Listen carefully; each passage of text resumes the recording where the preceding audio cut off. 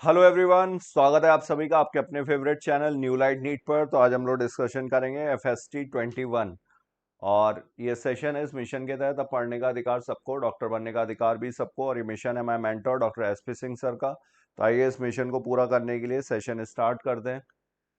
Question number 100 first आपके सामने, select the correct match for Mendel experiment.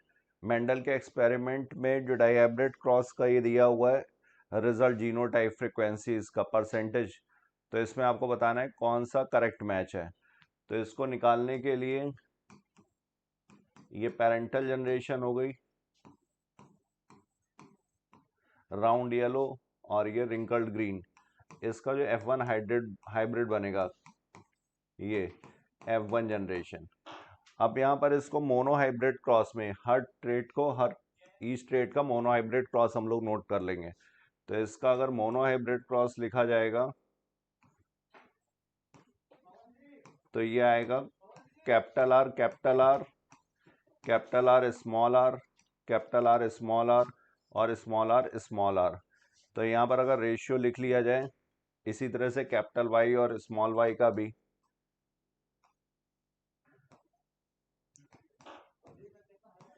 तो capital Y capital Y, capital Y small Y, capital Y small Y, और small Y small Y. अब इनके जो भी ratio आ रहे हैं, इसका कैपिटल आर का 1/4 आएगा। इसका अगर रेशियो लिखेंगे हाइब्रिड का तो ये हाफ होगा, और ये भी 1/4। इसी तरह से इसमें भी। अब इसके इंडिविजुअल जो हैं कैपिटल आर की जो प्रोबेबिलिटी और इसकी प्रोबेबिलिटी, इसको मल्टीप्लाई कर दिया जाएगा। तो यहाँ पर कैपिटल आर की जो प्रोबेबिलिटी हो कितनी आएगी 1/4, और स्मॉल वाई की प्रोबेबिलिटी भी कितनी आएगी 1/4। तो ये हो जाएगा 1/4 इंटू 1/4 1/16। अब इसको अगर परसेंटेज में कन्वर्ट करेंगे तो ये आएगा 6.25%। 100 से मल्टीप्लाई किया जाएगा 6.25%। तो ये सही दिया हुआ है। यहाँ पर फिर हेट्रोजाइगस, दोनों ट्रेड्स के लिए heterozygous, capital R small R और कैपिटल वाई स्मॉल वाई। यहाँ पर अगर देखें तो ये कैपिटल आर स्मॉल आर, इसकी प्रोबेबिलिटी और इसकी प्रोबेबिलिटी ये कितनी है, ये 1/2 है।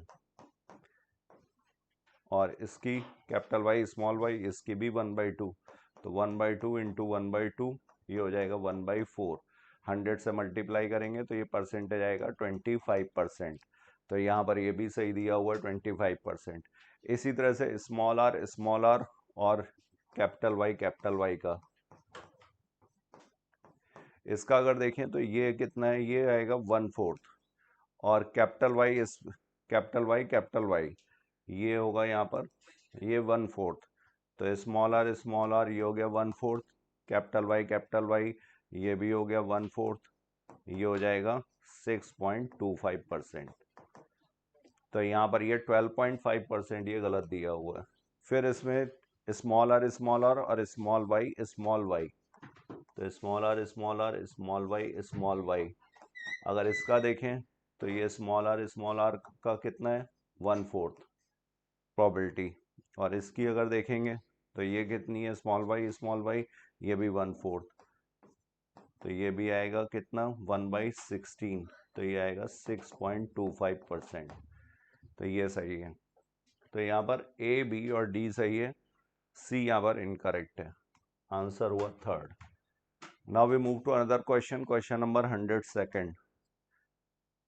इन DNA which bond are present between guanine and cytosine. तो ये नाइट्रोजनस बेसेस है, ये प्यूरिन नाइट्रोजनस बेस है, एडेनिन एंड गुआनिन, और ये पिरिमिडीन।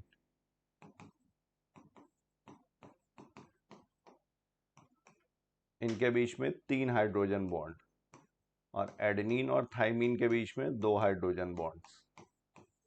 तो 3 हाइड्रोजन बॉन्ड ये सही दिया हुआ है। एन ग्लाइकोसिडिक बॉन्ड ये नाइट्रोजन बेस और शुगर के बीच में होगा, नाइट्रोजन बेस और शुगर, राइबोज या डीऑक्सीराइबोज।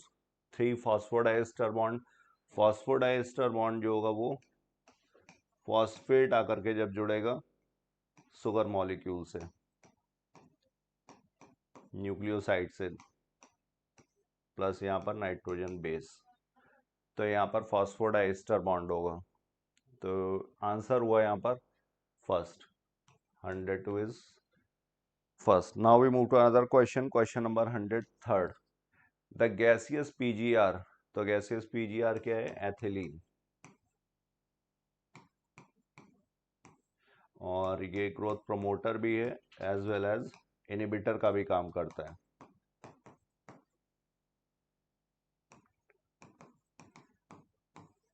मेनली ये इनहिबिटर है. और इसके अगर फंक्शंस देखे जाएं तो ये रूट हेयर का formation, root formation aquatic plants में, इंटरनोड इलोंगेशन, एक्वेटिक प्लांट में इंटरनोड इलोंगेशन करेगा जिसकी वजह से उसकी रॉटिंग नहीं होगी, सड़ेगा नहीं जल्दी. और इस रेस्पिरेटरी क्लाइमेक्टिक फ्रूट राइपनिंग में इंपॉर्टेंट रोल है इसका.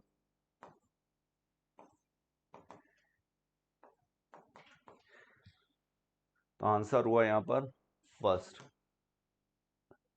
Next question number 104. Select the type of population interaction.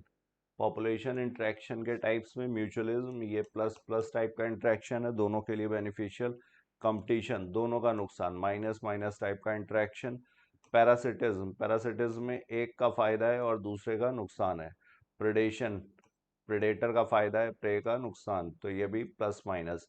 Amensalism, amensalism में एक का ना फायदा है ना नुकसान है और दूसरे का नुकसान. और प्लस जीरो वाला होता है कमेंसलिज्म.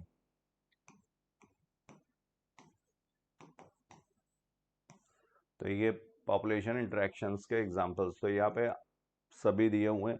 Mutualism, competition, parasitism. तो आंसर हुआ यहाँ पर ऑल. तो question number 105. What is expanding, stable and declining. Expanding population, expanding में प्री रिप्रोडक्टिव जो होगी वो ज्यादा होगी. Pre reproductive is more than reproductive.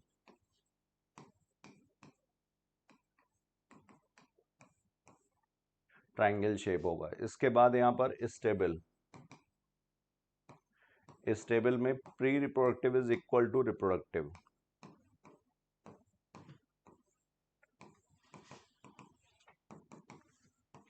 और ये बेल शेप होगी. इसके बाद है declining.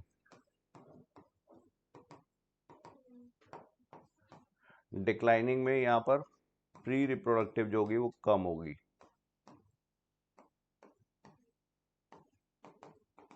Pre reproductive is less than reproductive. तो ये रिलेटेड है टाइप ऑफ एज पिरामिड से. 105 is third. Now we move to another question. Question number 106. Select the correct match. Glucose, pyruvic acid and catabolic. तो ये catabolism का example है क्योंकि glucose कितना है 6 कार्बन का और पायरुविक एसिड कितने हैं 3 कार्बन. तो यहाँ पे कॉम्प्लेक्स मॉलिक्यूल से सिंपल मॉलिक्यूल की तरफ जा रहे हैं. तो ये catabolism, break down. Catabolic, glucose का कन्वर्जन लैक्टिक एसिड में. यहाँ पर ये भी कॉम्प्लेक्स मॉलिक्यूल है 6 कार्बन का. लैक्टिक एसिड में भी 3 कार्बन. तो ये भी कैटाबॉलिज्म का एग्जाम्पल हुआ. कैटाबॉलिक प्रोसेस सही दिया हुआ है. ग्लूकोज से अल्कोहल, एनाबॉलिक, ये गलत है. ग्लूकोज यहाँ पर 6 कार्बन का है और जब एथिल अल्कोहल में कन्वर्ट होगा तो ये 2 कार्बन, कार्बन डाइऑक्साइड का लॉस होगा. तो ये एनाबॉलिज्म नहीं है, ये कैटाबॉलिज्म का एग्जाम्पल है. और ग्लूकोज का कन्वर्जन स्टार्च में, स्टार्च इसका पॉलीमर है. तो ये एनाबॉलिज्म का एग्जाम्पल है. सही है. आंसर हुआ A, B and D. C is incorrect. Question number 106 third. Now we move to another question. Question number 107. The auxin was isolated by which scientist? तो ऑक्सिन का आइसोलेशन किसने किया था? ये F.W. वेंट ने किया था ओट्स सीडलिंग से. और इसके कोलियोप्टाइल टिप. वैसे ऑक्सिन का फर्स्ट आइसोलेशन ह्यूमन यूरिन से हुआ था. स्कू एंड मिलर ये साइटोकाइनिन की डिस्कवरी से रिलेटेड है. कजिन्स ये एथिलीन की डिस्कवरी से. राइप एंड ऑरेंज लिया था इन्होंने. और अनराइप्ड बनानास जो थे उनकी राइपनिंग की थी. किसकी वजह से हुई थी? गैसियस पीजीआर की वजह से, एथिलीन की वजह से। ई कोरोसावा, ये जिब्रेलिन हार्मोन से रिलेटेड है डिस्कवरी से। बैकेने डिजीज थी।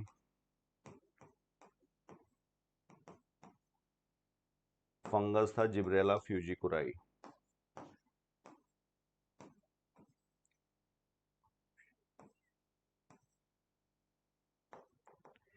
और ये जापानीज पैथोलॉजिस्ट थे। तो यहाँ पर ऑक्सीजन के लिए पूछा गया है FW went, third answer. Now we move to another question, question number 108। Which one of the following part is removed in vasectomy? तो tubectomy and vasectomy, these are methods of contraception, और ये irreversible method है, terminal method. यहाँ पर mails में vasectomy होगी, vas deferens को cut किया जाएगा। और ट्यूबेक्टोमी, ट्यूबेक्टोमी में फैलोपियन ट्यूब कट की जाएगी।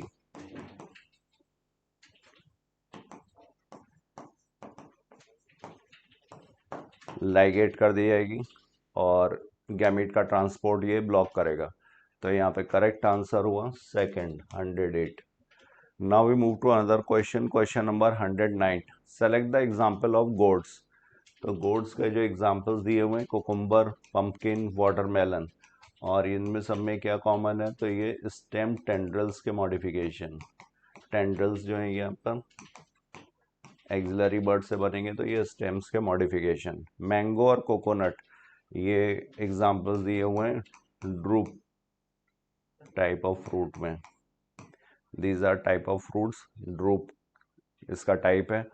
और ये मोनोकार्पेलरी सुपीरियर ओवरी से बनते हैं दोनों।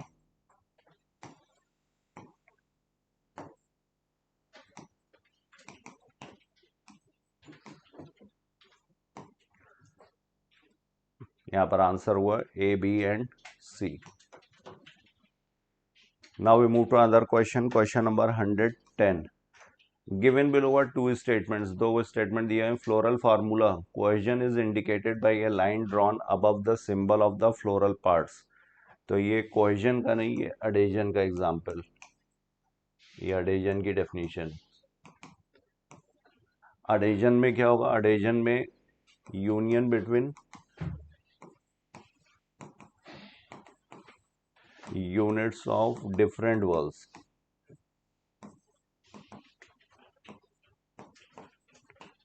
दो डिफरेंट वॉल्स के यूनिट के बीच में जो एसोसिएशन होगा, उसके लिए वर्ड यूज किया जाएगा अडेजन। कोहेजन जो होगा वो सेम वर्ल के यूनिट्स के बीच में, जैसे गैमोसेप्लस, गैमोपेटलस,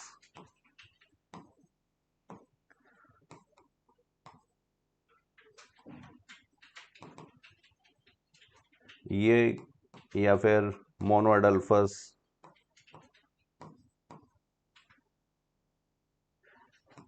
सिंजिनेसियस, सिनेंड्रस, ये सारे टर्म्स जो हैं ये कोहेजन से रिलेटेड है। और ये वाला जो होंगे इसके एग्जांपल्स होंगे जैसे epipetalous, epiphyllous.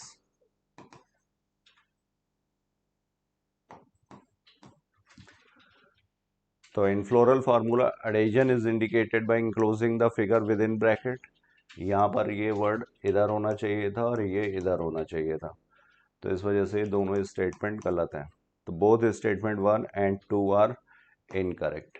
110 is first. Now we move to other question, question number 111। Glumes are present in which family? तो ये ब्रैक्ट्स हैं, bract like structure, empty glumes, ये पोएसी में प्रेजेंट है, पोएसी या Gramineae. Next question number 112। Select the member of vertebrates. तो यहाँ पर वर्टिब्रेट्स पूछे गए हैं, तो इस पे वर्टिब्रेट्स में कौन सा? Frog, amphibian, dog fish, Scoliodon, ये भी वर्टिब्रेट, सॉ फिश, प्रिस्टिस, ये भी vertebrate, cartilaginous fish, हाइला, tree frog, amphibian, ये भी वर्टिब्रेट है। कोबरा रेप्टाइल, ये भी वर्टिब्रेट। पैरट एव्स का मेंबर है। सेटेकुला, ये भी वर्टिब्रेट है। और सेल्पासिडियोडोलियोलम, ये हो गया यूरोकॉर्डेटा। सिफेलोकॉर्डेटा का मेंबर है एम्फिओक्सस, मंकी, मैमल्स। तो यहाँ पर जो वर्टिब्रेट्स हैं वो कौन से हैं? Frog, dogfish, sawfish, हाइला, cobra, parrot and monkey. Locust जो है ये आर्थ्रोपोडा का मेंबर है। लॉलिगो और डेंटेलियम, ये दोनों मोलस्का। और सैल्पा जो है ये यूरोकॉर्डेटा का मेंबर है। तो आंसर होगा 1 2 3 4 5 6 7 7। Now we move to another question, question number 113। Select the incorrect match. यहाँ पर इनकरेक्ट मैच आपको बताना है। इकाइनोडर्मेटा लार्वा कैसा है? बाइलेटरल, तो ये सही दिया हुआ, लार्वा बाइलेटरल है। Hemichordata, Hemichordata organ system level of body organisation, ये भी ठीक है। बॉडी ऑर्गेनाइजेशन ऑर्गन सिस्टम कहाँ से शुरू हो जाता है? ये एस्केलमेंथीज से।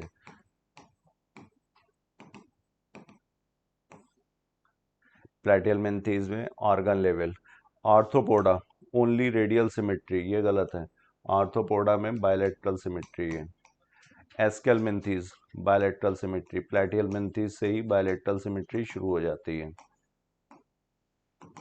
प्लेटियलमेंथीज से कॉर्डेटा तक। इकाइनोडर्मेटा में लार्वल स्टेज जो होगी वो बायलैटरल है, लार्वा बायलैटरल है। और एडल्ट जो होता है ये रेडियल सिमेट्री शो करता है।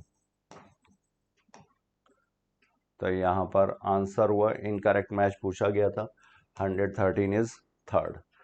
Now we move to another question 114। Select the correct match for human skeletal system. Human skeletal system के लिए correct match frontal bone. Frontal bone cranium में जो है ये स्कल में, तो फ्रंटल बोन एक, पैराइटल बोन जो साइड में है ये 2 हैं, टेम्पोरल बोन भी 2 हैं। तो 2 पैराइटल, 2 टेम्पोरल, 1 फ्रंटल, तो ये टोटल बोन्स हो गई 5, सही दिया हुआ है। लंबर वर्टिब्री, लंबर वर्टिब्री होते हैं 5, 7 cervical, 12 thoracic, 5 lumbar. Sacrum, sacrum जो होता है फ्यूज होकर के एक बनता है, और ये 6, ये भी सही है। Sternum plus floating ribs, sternum का नंबर है 1, वेंट्रल साइड पर है ये। फ्लोटिंग रिब्स, फ्लोटिंग रिब्स होती हैं 2 पेयर, लास्ट की 2, तो यहाँ पर 2 पेयर्स है ये। तो टोटल यहाँ पर कितना हो गया? ये 5 होना चाहिए था, 5। पटेला प्लस फीमर, पटेला यहाँ पर नी कैप 2 होंगी, फीमर भी 2, तो ये होगा 4। तो यहाँ पर आंसर है ए और B. Now we move to another question, question number 115। 115 में दिया हुआ है, select the incorrect statement for cell wall. Cell wall के लिए it is non living rigid structure, ये नॉन लिविंग रिजिड स्ट्रक्चर है, सही है। It protects the cell wall from infection, protection इसका फंक्शन है। Chemical composition of cell wall are same in different different kingdom, ये same नहीं है, ये वेरी करेगा। जैसे बैक्टीरिया में, मोन्ट्रा में देखा जाए तो ये पेप्टाइडोग्लाइकेन,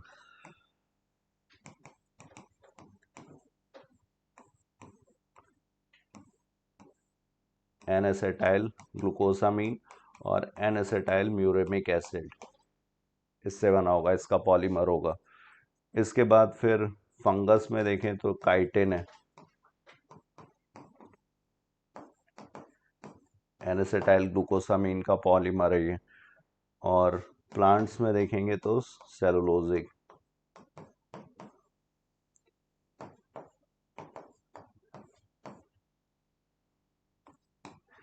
इसमें भी अलग अलग वेरिएशन। तो यहाँ पर ये सेम वर्ड गलत दिया हुआ है। The cell wall is not present in all kingdom, cell wall is not present in all kingdom, ये सही है। जैसे एनिमेलिया और प्रोटिस्टा के मेंबर्स भी, जो एनिमल के एंसेस्टर्स हैं, प्रोटोजोअन्स वगैरह, इसमें भी सेल वॉल नहीं है। तो आंसर हुआ यहाँ पर third, 115. Now we move to another question.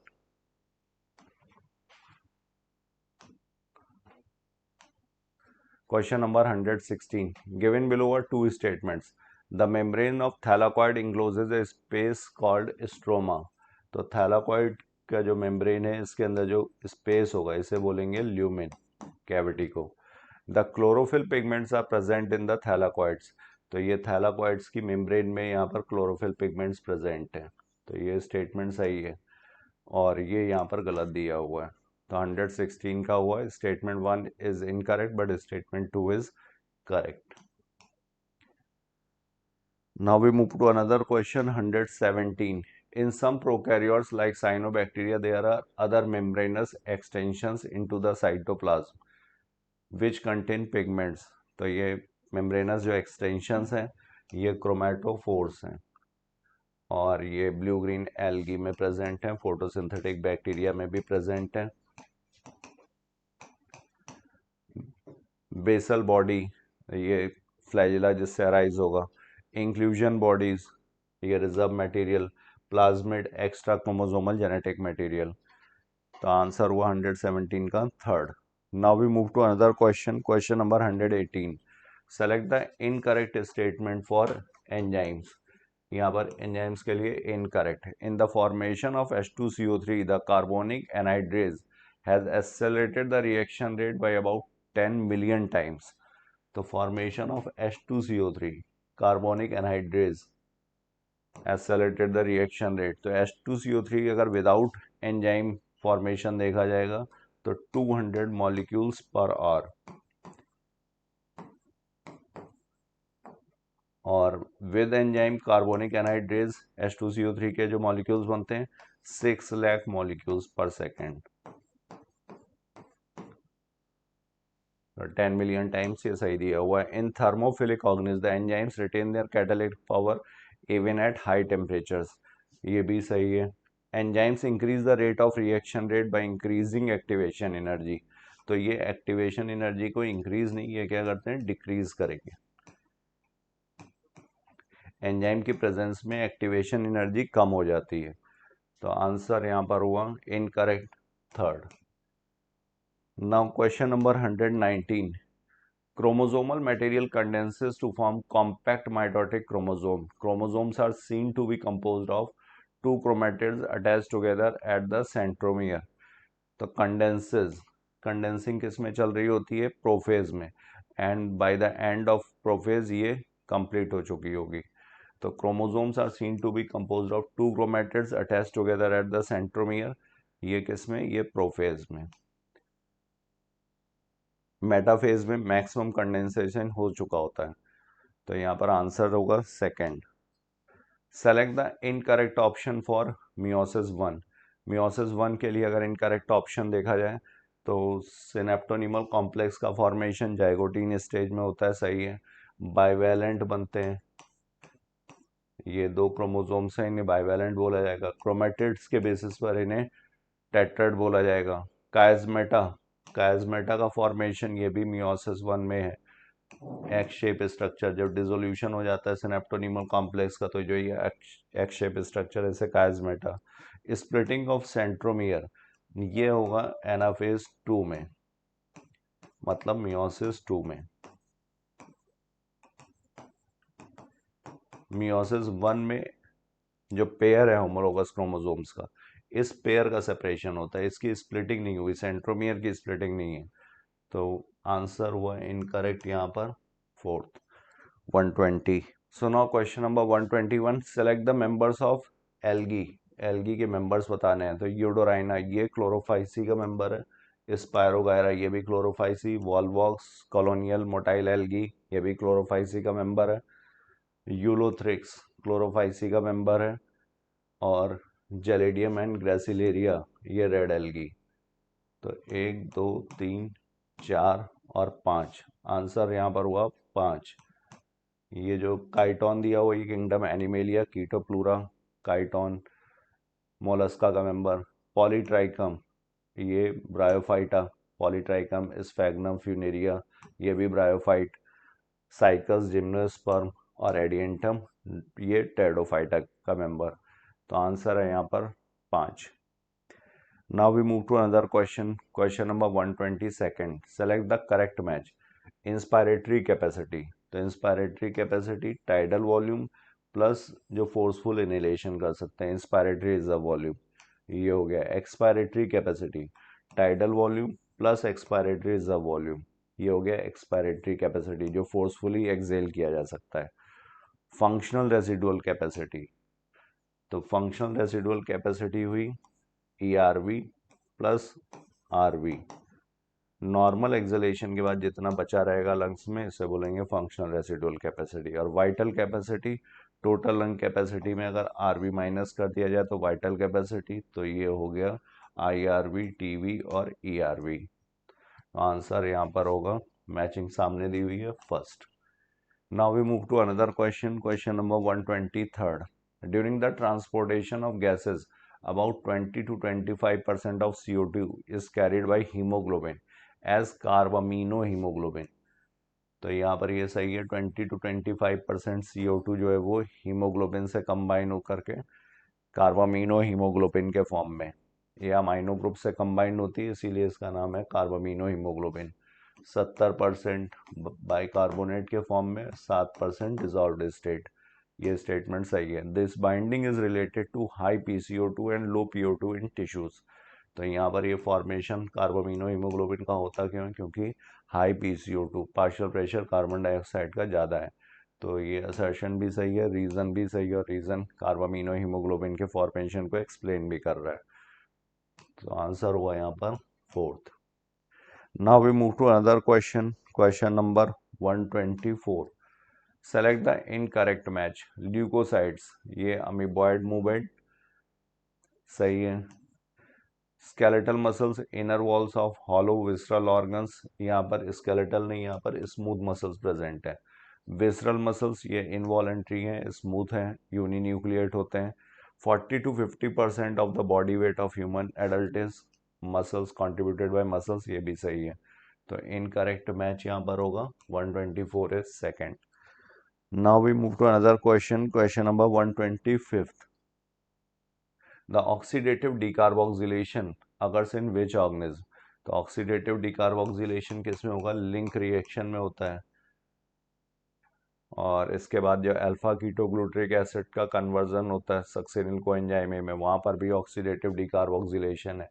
मतलब ये माइटोकॉन्ड्रिया से रिलेटेड है।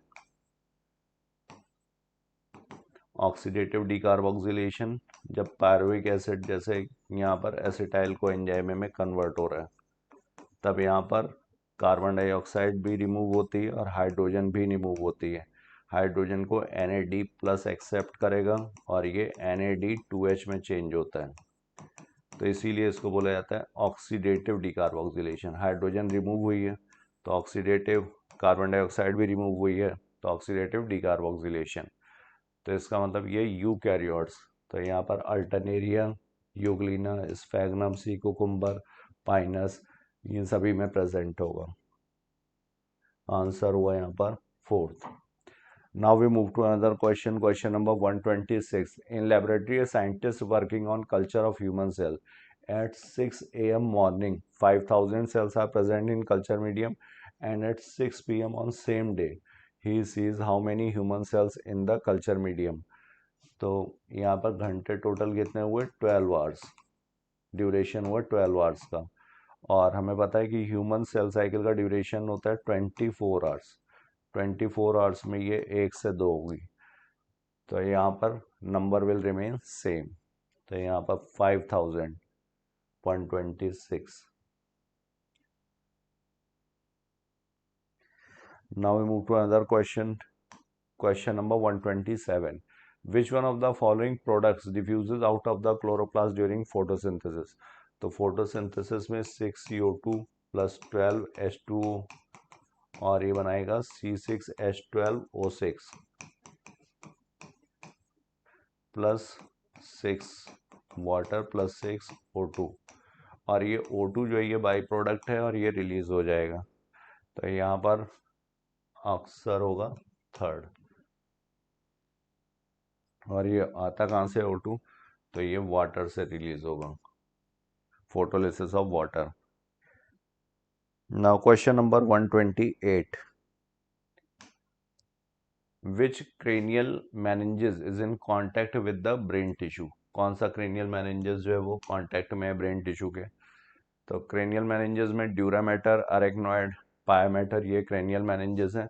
सबसे ऊपर की तरफ जो स्कल से चिपकी हुई लेयर है उसका नाम है ड्यूरामेटर। ड्यूरामेटर और अरेक्नॉइड के बीच में सबड्यूरल स्पेस होगी, इसे सबड्यूरल स्पेस, ड्यूरा के नीचे है इसलिए सबड्यूरल। फिर ये अरेक्नॉइड, यहाँ पर जो स्पेस है इसको बोला जाएगा सब अरेक्नॉइड। इसके नीचे फिर पायामेटर, और पायामेटर के नीचे फिर ब्रेन। पायामेटर और ब्रेन के बीच में कोई स्पेस नहीं है, पायामेटर एकदम ब्रेन से चिपका हुआ है, ये पायामेटर।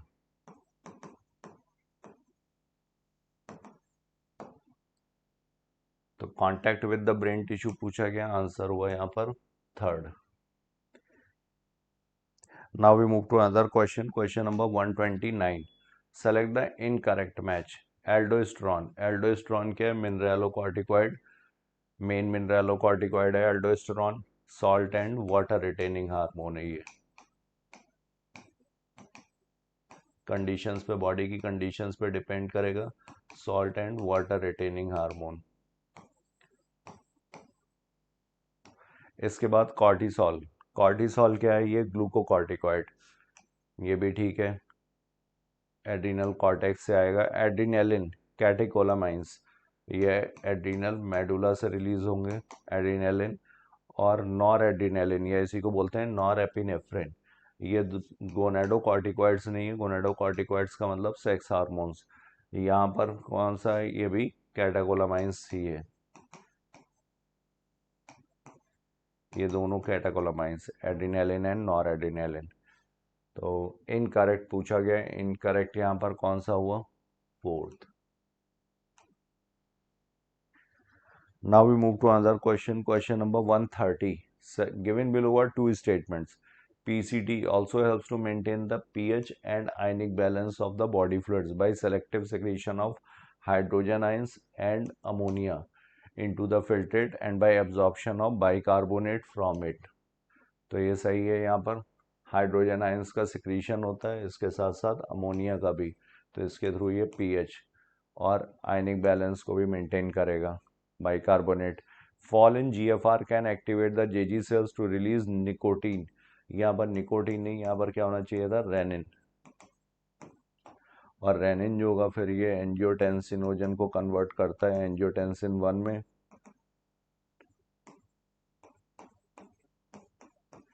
और एंजियोटेंसिन 1 फिर कन्वर्ट होता है एंजियोटेंसिन 2 में। और एंजियोटेंसिन 2 वैसोकॉन्स्ट्रिक्टर भी है और एल्डोस्टेरॉन के लेवल को भी बढ़ाता है। Aldosterone salt and water retaining, तो इस तरह से ये जीएफआर को फिर से रीस्टोर करेगा, ब्लड प्रेशर को बढ़ाएगा। तो निकोटीन यहाँ पर गलत दिया हुआ था, स्टेटमेंट 1 सही है बट स्टेटमेंट 2 इनकरेक्ट, आंसर होगा सेकंड।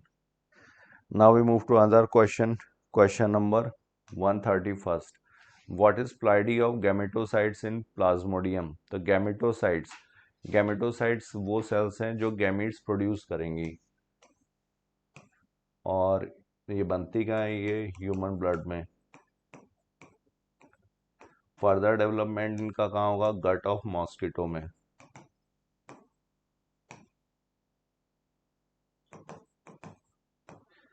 ये माइक्रोगैमेटोसाइट और मेगा गैमेटोसाइट में चेंज होंगी।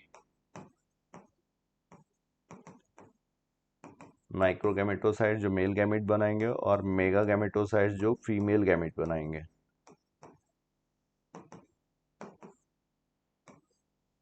और ये बनेंगी गैमेटोसाइट्स। तो गैमेटोसाइट्स यहाँ पर कैसे होंगे? ये डिप्लॉयड होंगे, ये मियोसिस के बाद फिर बनाते हैं स्पर्म, मेल गैमेट, और ओवा जो फर्टिलाइज होकर के बनेगा zygote 2n।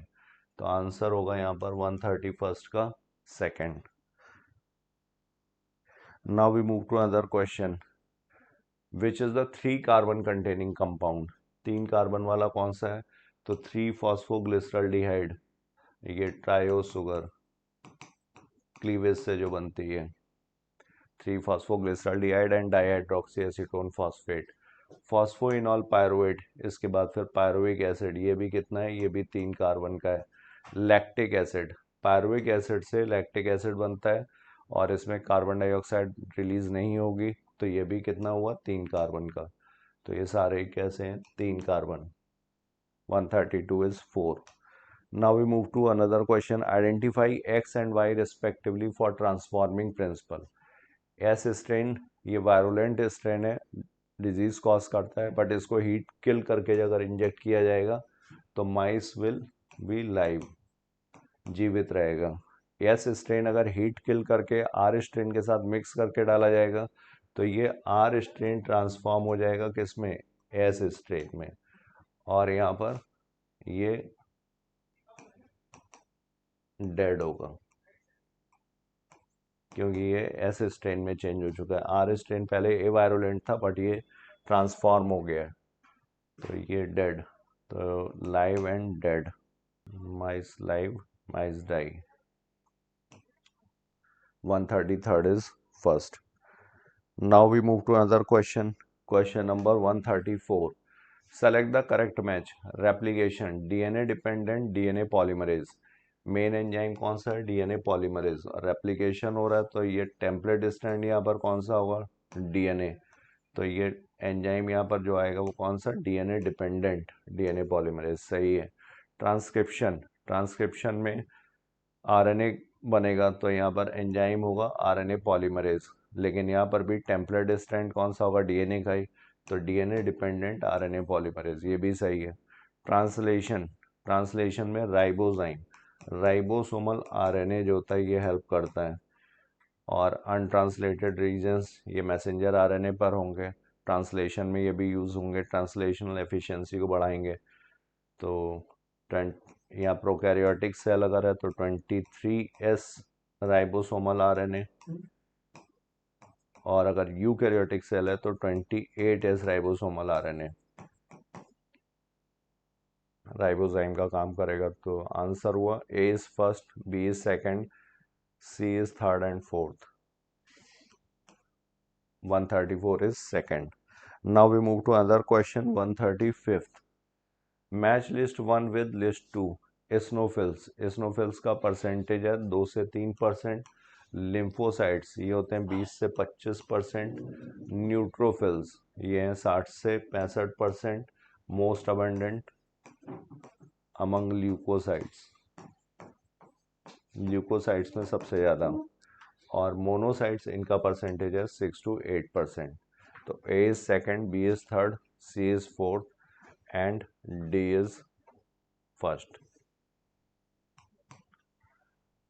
So thank you all of you. This is all I had for you. Now further discussion will be carried by my fellow partner Alice sir. Thank you.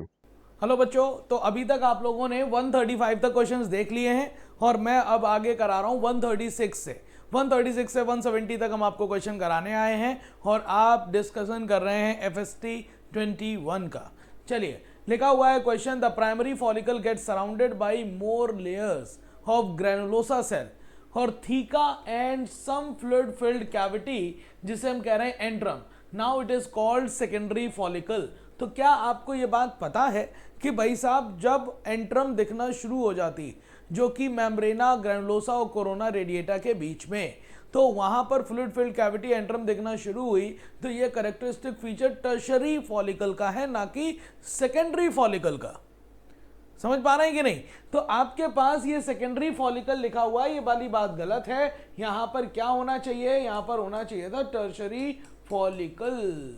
चलिए आगे लिखा, Graafian follicle ruptures to release the secondary oocyte from the ovary by the process of is called ovulation. बिल्कुल बात सही है, क्योंकि जो Graafian follicle है, ग्राफियन फॉलिकल से जो रिलीज हो रहा है वो सेकेंडरी oocyte है, जिसे हम एग या ओवा बोल दे रहे हैं। एक्चुअली वो मेटाफेज 2 में अरेस्टेड सेकेंडरी oocyte है और इस सेकेंडरी oocyte में 3 लेयर हैं। एक सेकेंडरी oocyte के द्वारा बनाई गई जोना मतलब पैलुसिडा और कोरोना रेडिएटा, और एक खुद की जो आपके पास सेकेंडरी oocyte की है जिसे हम विटलाइन मेम्ब्रेन कहते हैं। समझ पाए कि नहीं? तो आपके पास ये दोनों बातें सही, मतलब ये स्टेटमेंट सेकंड सही है, पहला वाला गलत है, और इस तरह से आंसर आपके पास क्या बन जाएगा?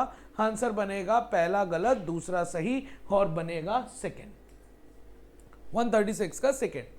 अगला क्वेश्चन देखिए, लिखा हुआ है काली खांसी are other name of which disease.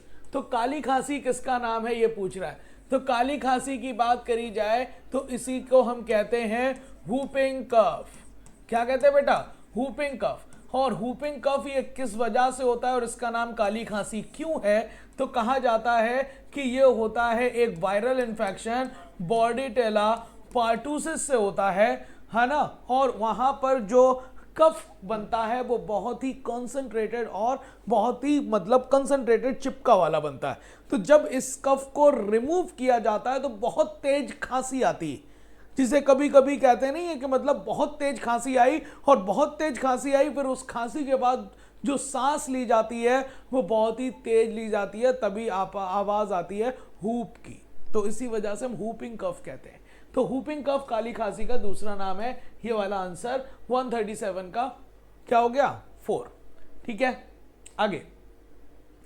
During the Mendel's investigation into inheritance pattern, it was for the first time that statistical analysis और mathematical logic were applied, जो कि बायोलॉजी के लिए प्रॉब्लम थी। हम आपसे ये कहें कि मेंडल के सक्सेस के राज में और ड्रॉबैक में एक फैक्टर कॉमन था, वो था उनका मैथमेटिकल और स्टैटिस्टिकल अप्रोच। हम कहेंगे कि उनके सक्सेस में राज ये था कि वो उस मैथमेटिक अप्रोच का यूज करके वो परम्यूटेशन कॉम्बिनेशन को इजीली काउंट कर पाए और उसके रिजल्ट को आगे देख पाए, है ना, और इसी बात का यूज करके वो अपने रिजल्ट दे पाए। वरना अगर मैं बात करूं ड्रॉबैक में क्या है, तो जब इन्होंने ये दुनिया को बताया, साइंटिफिक सोसाइटी को बताया, उन्हें ये बात बिल्कुल हजम नहीं हुई कि बायोलॉजी में आप मैथमेटिक्स और स्टैटिस्टिकल कैसे लगा सकते हैं। तो ये इनके सक्सेस में भी है और ड्रॉबैक में भी। लेकिन यहाँ पर उन्होंने एनसीईआरटी में ये बात लिखी है जो बात सही है। फिर लिखा है Mendel investigated characters in the garden pea that were manifested as two opposite trait, जिसे हम contrasting trait कहते हैं, और जैसे कि टॉल और ड्वार्फ। बिल्कुल बात सही है। 7 पेयर contrasting trait पाए जाते थे और 7 करेक्टर। आपको पता है फ्लावर के 2 ट्रेट आपके लिए, फ्लावर को लेकर 2 करेक्टर लिए जिसकी 4 ट्रेट हो गई। ऐसे ही पॉड को लेकर 2 करेक्टर लिए जिसके 4 ट्रेट हो गई। और अगर कहा जाए कि भाई साहब पॉड, फ्लावर और पोजीशन ऑफ द फ्लावर, या फिर हम कह दें कि कलर ऑफ फ्लावर, फिर पॉड, पॉड का शेप और पॉड का कलर, फिर हम बात करेंगे सीड, सीड का शेप और सीड का कलर। ऐसे ही एक लिया गया करेक्टर जिसके 2 कॉन्ट्रास्टिंग ट्रेट थे हाइट को लेकर, टॉल और ड्वार्फ। दोनों बातें सही हैं, इस वजह से आंसर आपके पास 138 का आंसर बनेगा 4। Both statement are correct. अगला क्वेश्चन देखिए। अगला क्वेश्चन आपके पास क्या लिखा हुआ है? What does tissue culture mean? Tissue culture का क्या मतलब होता है? Question mark. It was learn by scientist during that whole plant could be regenerated from explant. Explant या फिर वो सेल जिससे पूरा का पूरा प्लांट बनाया जा सकता है। तो इस फिनोमेना को टोटीपोटेंसी, और ये सेल टोटीपोटेंट सेल कहलाती। और ये किस ईयर के अंतर्गत हम टिश्यू कल्चर को समझ पाए, उसका मतलब जान पाए, उसका रीजन जान पाए, तो ये बात थी 1950s के आसपास। तो आंसर यहां पर वही पूछ रहा है कब हम लोग ये बात समझ पाए, तो जवाब 1950s होगा। आंसर आपके पास 3rd हो जाएगा। आगे देखिए अगला क्वेश्चन। अगला क्वेश्चन लिखा हुआ है, देखिए the argument does argument for the conserving biodiversity. आपको ये बात एनसीईआरटी में लिखी है कि बायोडाइवर्सिटी का कंजर्वेशन क्यों करें, करना चाहिए, बात सही है। तो कह रहे मतलब कैसे करना चाहिए ये भी बता दिया। तो बायोडाइवर्सिटी कंजर्वेशन क्यों करें? तो उसके 3 बातें बताई गई थी। आपको ये बात पता है कि एक था डायरेक्ट फायदा, जिसमें मुझे फूड मिल रहा है, दवाइयाँ मिल रही हैं, भाई फर्नीचर के लिए लकड़ी मिल जा रही है, फ्यूल फायर के लिए मुझे और अदर सब्सटेंस मिल जा रहे हैं। ये डायरेक्ट बेनिफिट है और डायरेक्ट बेनिफिट को हम नैरो लेवल का यूटिलिटेरियन कह रहे हैं, नैरो यूटिलिटेरियन, और इसे ही हम कहते थे डायरेक्ट बेनिफिट। क्या कहते थे? Direct benefit. और दूसरा आपके पास ये है कि आपको यहां से इनडायरेक्ट फायदे, जैसे कि प्लांट फोटोसिंथेसिस कर रहे हैं, उससे जो ऑक्सीजन मिल रही है उसकी वजह से हम सांस ले पा रहे हैं, है ना। तो बहुत सारे ऐसे फैक्टर हैं जो एनवायरनमेंट से रिलेटेड है, तो उसे हम कहते हैं ब्रॉडली यूटिलिटेरियन। क्या कहते हैं? ब्रॉडली यूटिलिटेरियन बेटा। और इसे हम कहते हैं इनडायरेक्ट बेनिफिट। क्या कहते हैं बेटा? इनडायरेक्ट बेनिफिट कहते हैं, इनडायरेक्ट बेनिफिट। तीसरी बात आपसे ये कहा जाए कि तीसरा था इथिकल। कहते हैं कि जो रिसोर्सेज, जो चीज़ें भगवान ने हमें दी, हम उन्हें छोड़कर जाएं अपनी आने वाली जनरेशन्स के लिए, इसलिए हम बायोडाइवर्सिटी का कंजर्वेशन करें। तो बायोडाइवर्सिटी का कंजर्वेशन हम क्यों करें, उसकी वजह से ये नैरो यूटिलिटेरियन, ब्रॉडली यूटिलिटेरियन और इथिकल, डायरेक्ट फायदे, इनडायरेक्ट फायदे और जनरेशन को हम छोड़कर जाएं, जो उसके मतलब जो हमें मिला है वो हम आगे आने वाली जनरेशन के लिए देकर जाएं। ये इथिकल है। लिखा हुआ है the dash dash argument conserving biodiversity obvious human drive countless direct economic benefit. देखिए लिखा हुआ डायरेक्ट, डायरेक्ट है तो बताइए डायरेक्ट बेनिफिट किस में आएगा? इथिकल में आएगा? नहीं। ब्रॉडली यूटिलिटेरियन में आएगा? नहीं। ये जवाब नैरो यूटिलिटेरियन होगा। फिर उसके आगे का पॉइंट पढ़ लेते हैं। फ्रॉम नेचर, जैसे कि मुझे फूड मिल रहा है, जैसे कि मुझे पल्सेस मिल रहे हैं, दालें मिल रही हैं, फायरवुड मिल रहा है, फाइबर मिल रहा है, कंस्ट्रक्शन मटेरियल मिल रहा है, इंडस्ट्रियल प्रोडक्ट मिल रहे हैं, है ना, और बहुत सारे प्रोडक्ट जो मेडिसिनल इंपॉर्टेंस के लिए जरूरी हैं। तो ये सब हमारे डायरेक्ट बेनिफिट में आते हैं और डायरेक्ट बेनिफिट को हम नैरो यूटिलिटेरियन का बायोडाइवर्सिटी कंजर्वेशन कहते हैं। आंसर आपके पास सेकेंड है। अगला देखिए, the colonisation of tropical Pacific island by humans is said to be a have led to extinction of more than, मतलब जब हमने ट्रॉपिकल पैसिफिक आइलैंड पर ह्यूमंस के द्वारा कॉलोनीज बसाई गई, तो वहां पर हमने बहुत बड़े लेवल पर एक्सटिंक्शन देखा। तो वो लेवल पूछ रहा है कितना?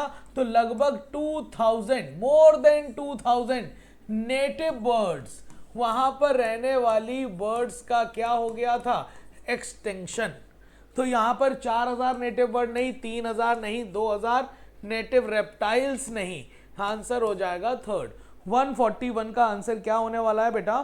थर्ड हो जाएगा। आगे देखिए अगला क्वेश्चन। अगला क्वेश्चन लिखा अ सिंगल स्ट्रैंडेड डीएनए और RNA tagged with radio active molecule, जिसे हम प्रोब कहते हैं, है ना। तो अब देखिए वहां पर उसे हम क्या कराते हैं? हाइब्रिडाइज कराते हैं, और उसे जब हमें देखना होता है फोटोग्राफिक फिल्म पर, तो बताइए उस टेक्निक को क्या कहते हैं, क्या यूज करते हैं? तो वो हो गया आपके पास ऑटो रेडियोग्राफी। क्या हो गया बेटा? ऑटो रेडियोग्राफी, प्रोब टेक्निक से, जिसमें सिंगल स्ट्रैंडेड डीएनए और आरएनए का यूज करते हैं पर्टिकुलर जगह के डीएनए के मॉडिफिकेशन को देखने के लिए। ठीक है, तो आपके पास ये तरीका क्या है? Autoradiography. आगे देखिए, the hemisphere are connected by a track of nerve fibre. दो सेरिब्रल हेमिस्फीयर को जोड़ने के लिए जो हमारे पास ट्रैक ऑफ नर्व फाइबर है, उसका नाम क्या होता है? उसका नाम होता है कॉर्पस कैलोसम। क्या होता है? Corpus callosum. तो इसे क्या हम एसोसिएशन एरिया कहते हैं? नहीं। थैलेमस कहते हैं? नहीं। इसे हम कॉर्पस कैलोसम कहते हैं। सेरिब्रल एक्वाडक्ट भी नहीं कहते। Cerebral aqueduct is the cavity of middle brain, mid brain. आगे आइए, लिखा हुआ है select the correct statement for decomposition. Decomposition step आपको पता है कि कितने स्टेप में कंप्लीट होता है? पहला फ्रेगमेंटेशन, फिर लीचिंग, फिर कैटाबोलिज्म, फिर ह्यूमिफिकेशन, देन मिनरलाइजेशन। तो ये जो डिकम्पोजिशन है वो एरोबिक ऑक्सीजन रिक्वायरिंग प्रोसेस होता है, ये बात आपको पता है। और डिकम्पोजिशन डिपेंड करता है क्लाइमेट, और जो डिकम्पोजिशन डिपेंड करता है कि किस मटेरियल का करना है। अगर उस मटेरियल में लिग्निन जैसे डिपोजिशन है तो वो स्लो हो जाएगा, और अगर उसमें नाइट्रोजनस कंपाउंड है, लिखा हुआ है क्विकर हो जाता है। अगर डेट्राइटस रिच है nitrogen and water soluble substance जैसे कि शुगर, बिल्कुल बात से अगर लिग्निन एग्निन होगा तो भाई साहब वहां पर ये डिकम्पोजिशन कैसा हो जाएगा, स्लो। फिर लिखा है the rate of decomposition controlled by chemical composition of detritus and climatic factor. Climatic factor मतलब वो जो डिकम्पोजिशन है वो आपको ह्यूमिड प्लेस पर आसानी से और तेजी से होता हुआ दिखाई देगा देन द ड्राई। ओके, तो आपके पास ये तीनों ऑप्शन सही है डिकम्पोजिशन को लेकर, इसलिए आंसर 4 बनेगा ऑल ऑफ दीज। 145 क्वेश्चन आपसे क्या कह रहा है, देखिए cellulose is a polymeric polysaccharide.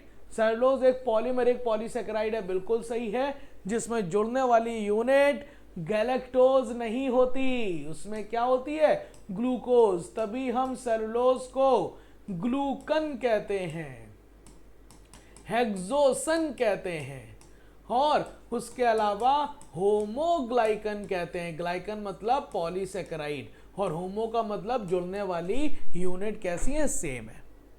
उसके बाद दूसरा स्टेटमेंट क्या हो गया, ये तो बात गलत हो गई, ग्लूकोज पॉलीमर जुड़ता है ना कि गैलेक्टोज।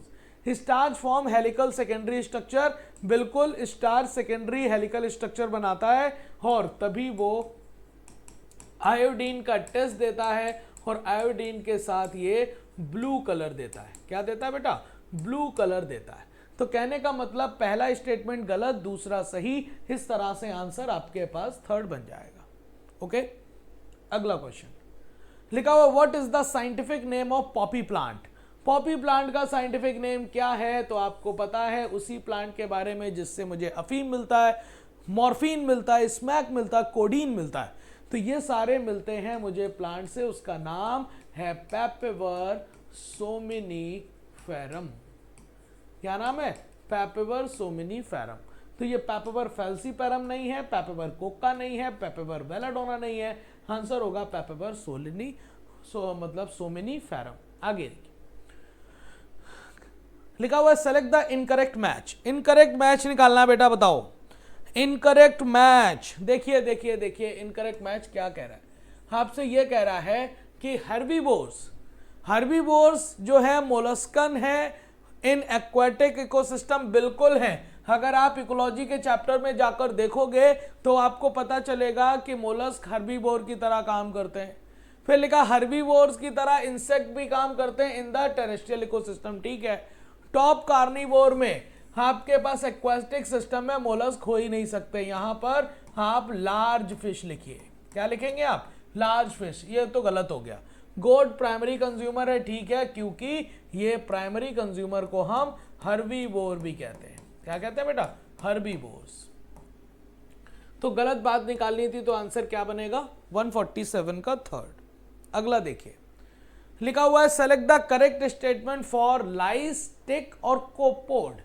लाइस, टिक्स एंड कोपोड्स के लिए आपको करेक्ट स्टेटमेंट निकालना है। तो क्या सारे के सारे पैरासाइट हैं, बिल्कुल हैं।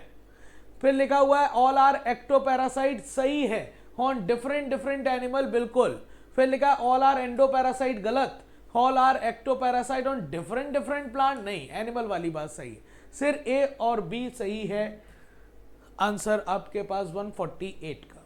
अगला देखिए tRNA are specific for each amino acid, बिल्कुल, क्योंकि tRNA के एंटीकोडॉन आर पर स्पेशल एंटीकोडॉन होता है जो कि mRNA को रीड करने के बाद, mRNA के कोड रीड करने के बाद वो उसी टाइप का अमीनो एसिड ब्रिंग करेगा। स्पेसिफिक ईच अमीनो एसिड, ठीक है। For initiation there is another specific tRNA that is refers to as initiator tRNA, ठीक है।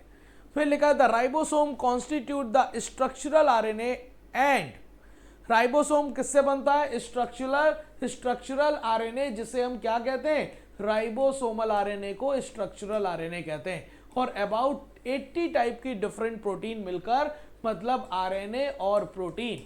ये प्रोटीन कितने टाइप की होती है? तो कहा था लगभग 80 टाइप की प्रोटीन मिलकर बनाती है सब यूनिट ऑफ राइबोसोम।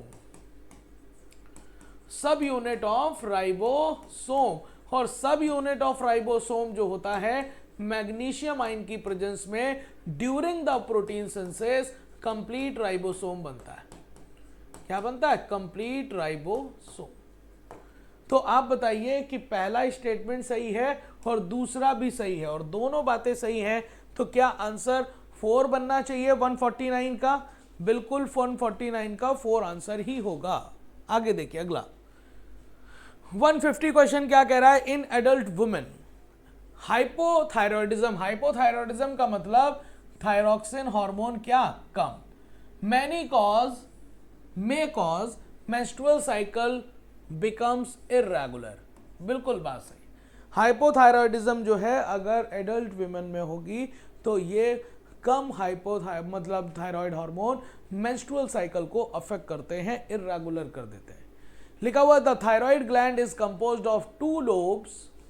ठीक है, इसी वजह से हम थायराइड ग्लैंड को क्या कहते हैं? बाइलोब्ड कहते हैं।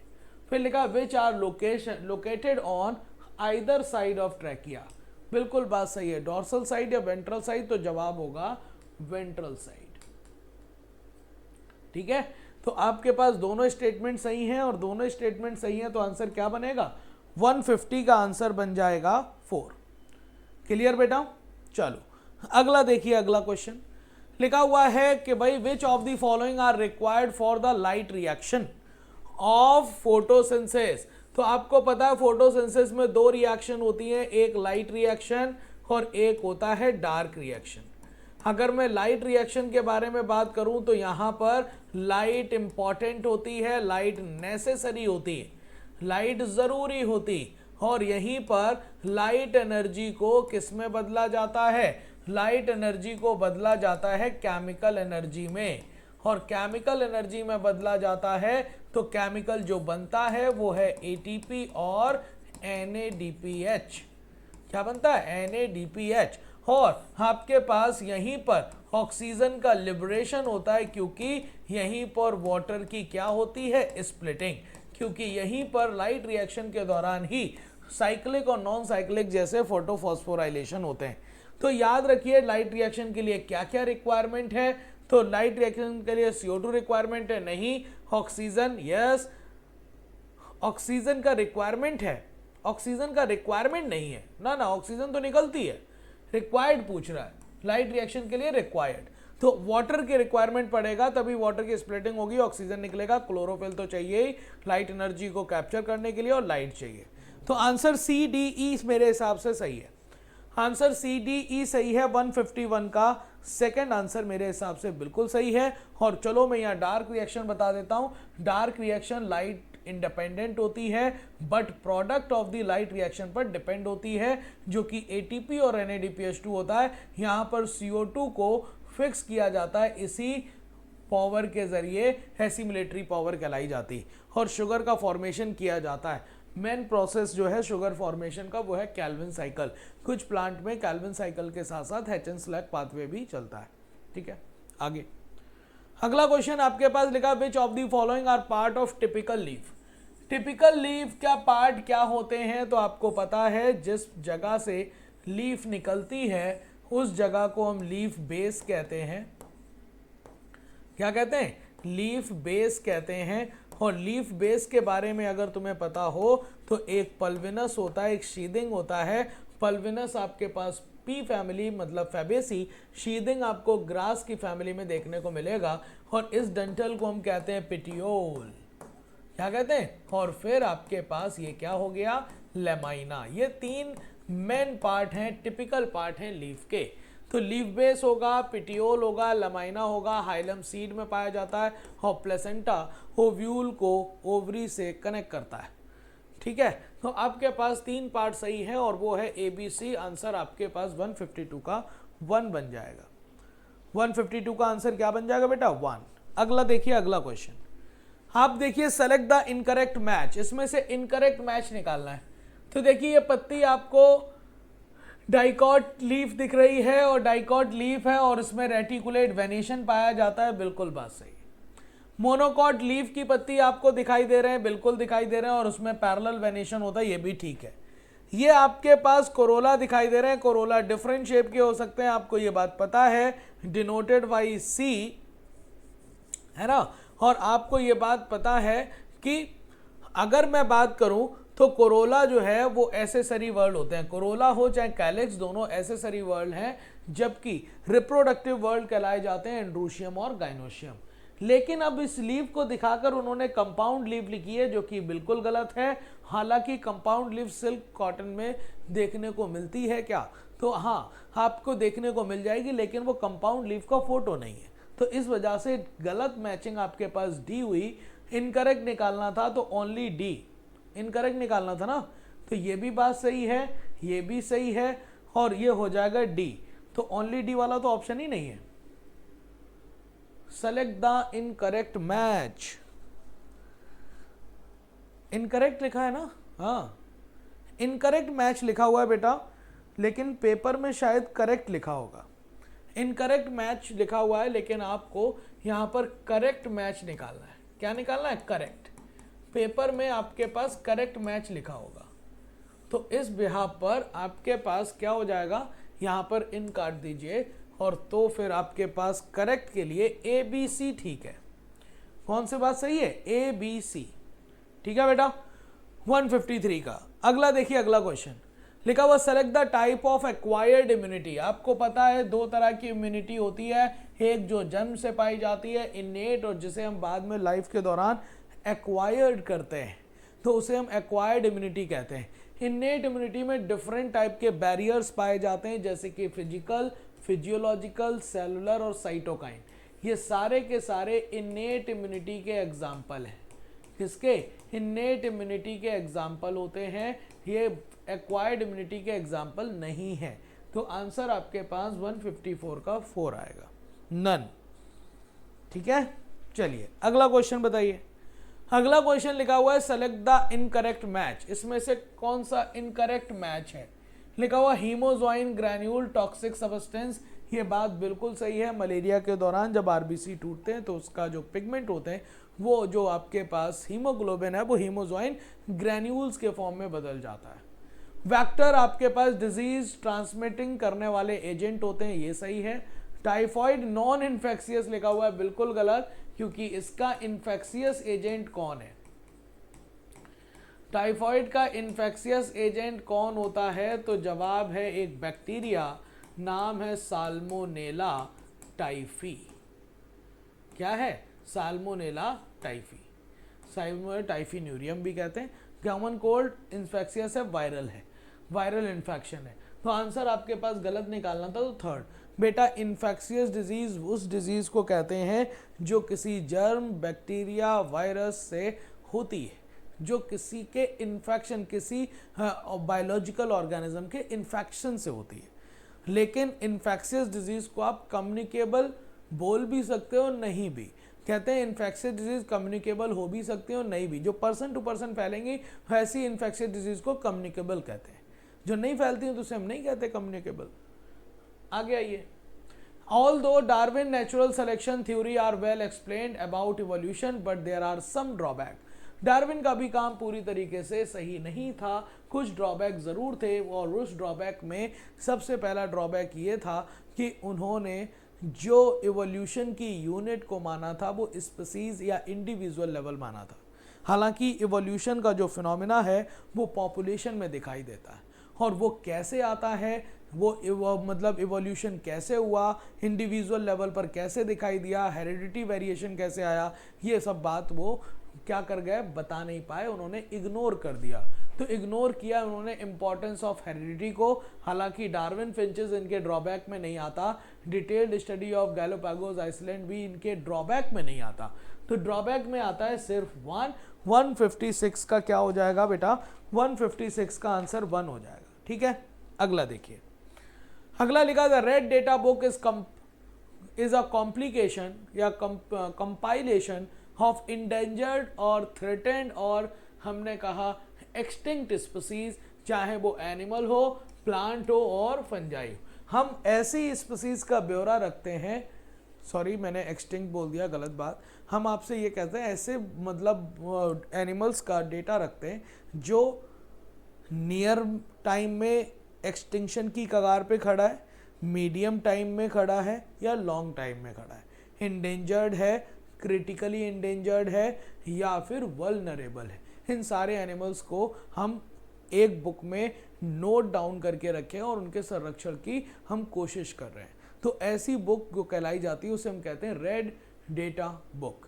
रेड डेटा बुक सर्व करेगा guide of identify and protect the species by providing information on their conservation status, distribution and threat they face in the wild. उसके बारे में सारे रीजन हम जानना चाहते हैं कि क्यों वो कम हो रहे हैं, उनका फूडिंग हैबिट क्या है, उनका एनिमल बिहेवियर क्या है, उसे कैसे प्रोटेक्ट कर सकते हैं। ये सब रेड डेटा बुक में मतलब हम मेंशन कर रहे हैं। दोनों स्टेटमेंट सही है तो आंसर आपका 4 बन जाएगा। आंसर क्या बन जाएगा बेटा? 4। अगला देखिए, अगला क्वेश्चन, अगला लिखा है term saltation is related with. Saltation का मतलब क्या होता है?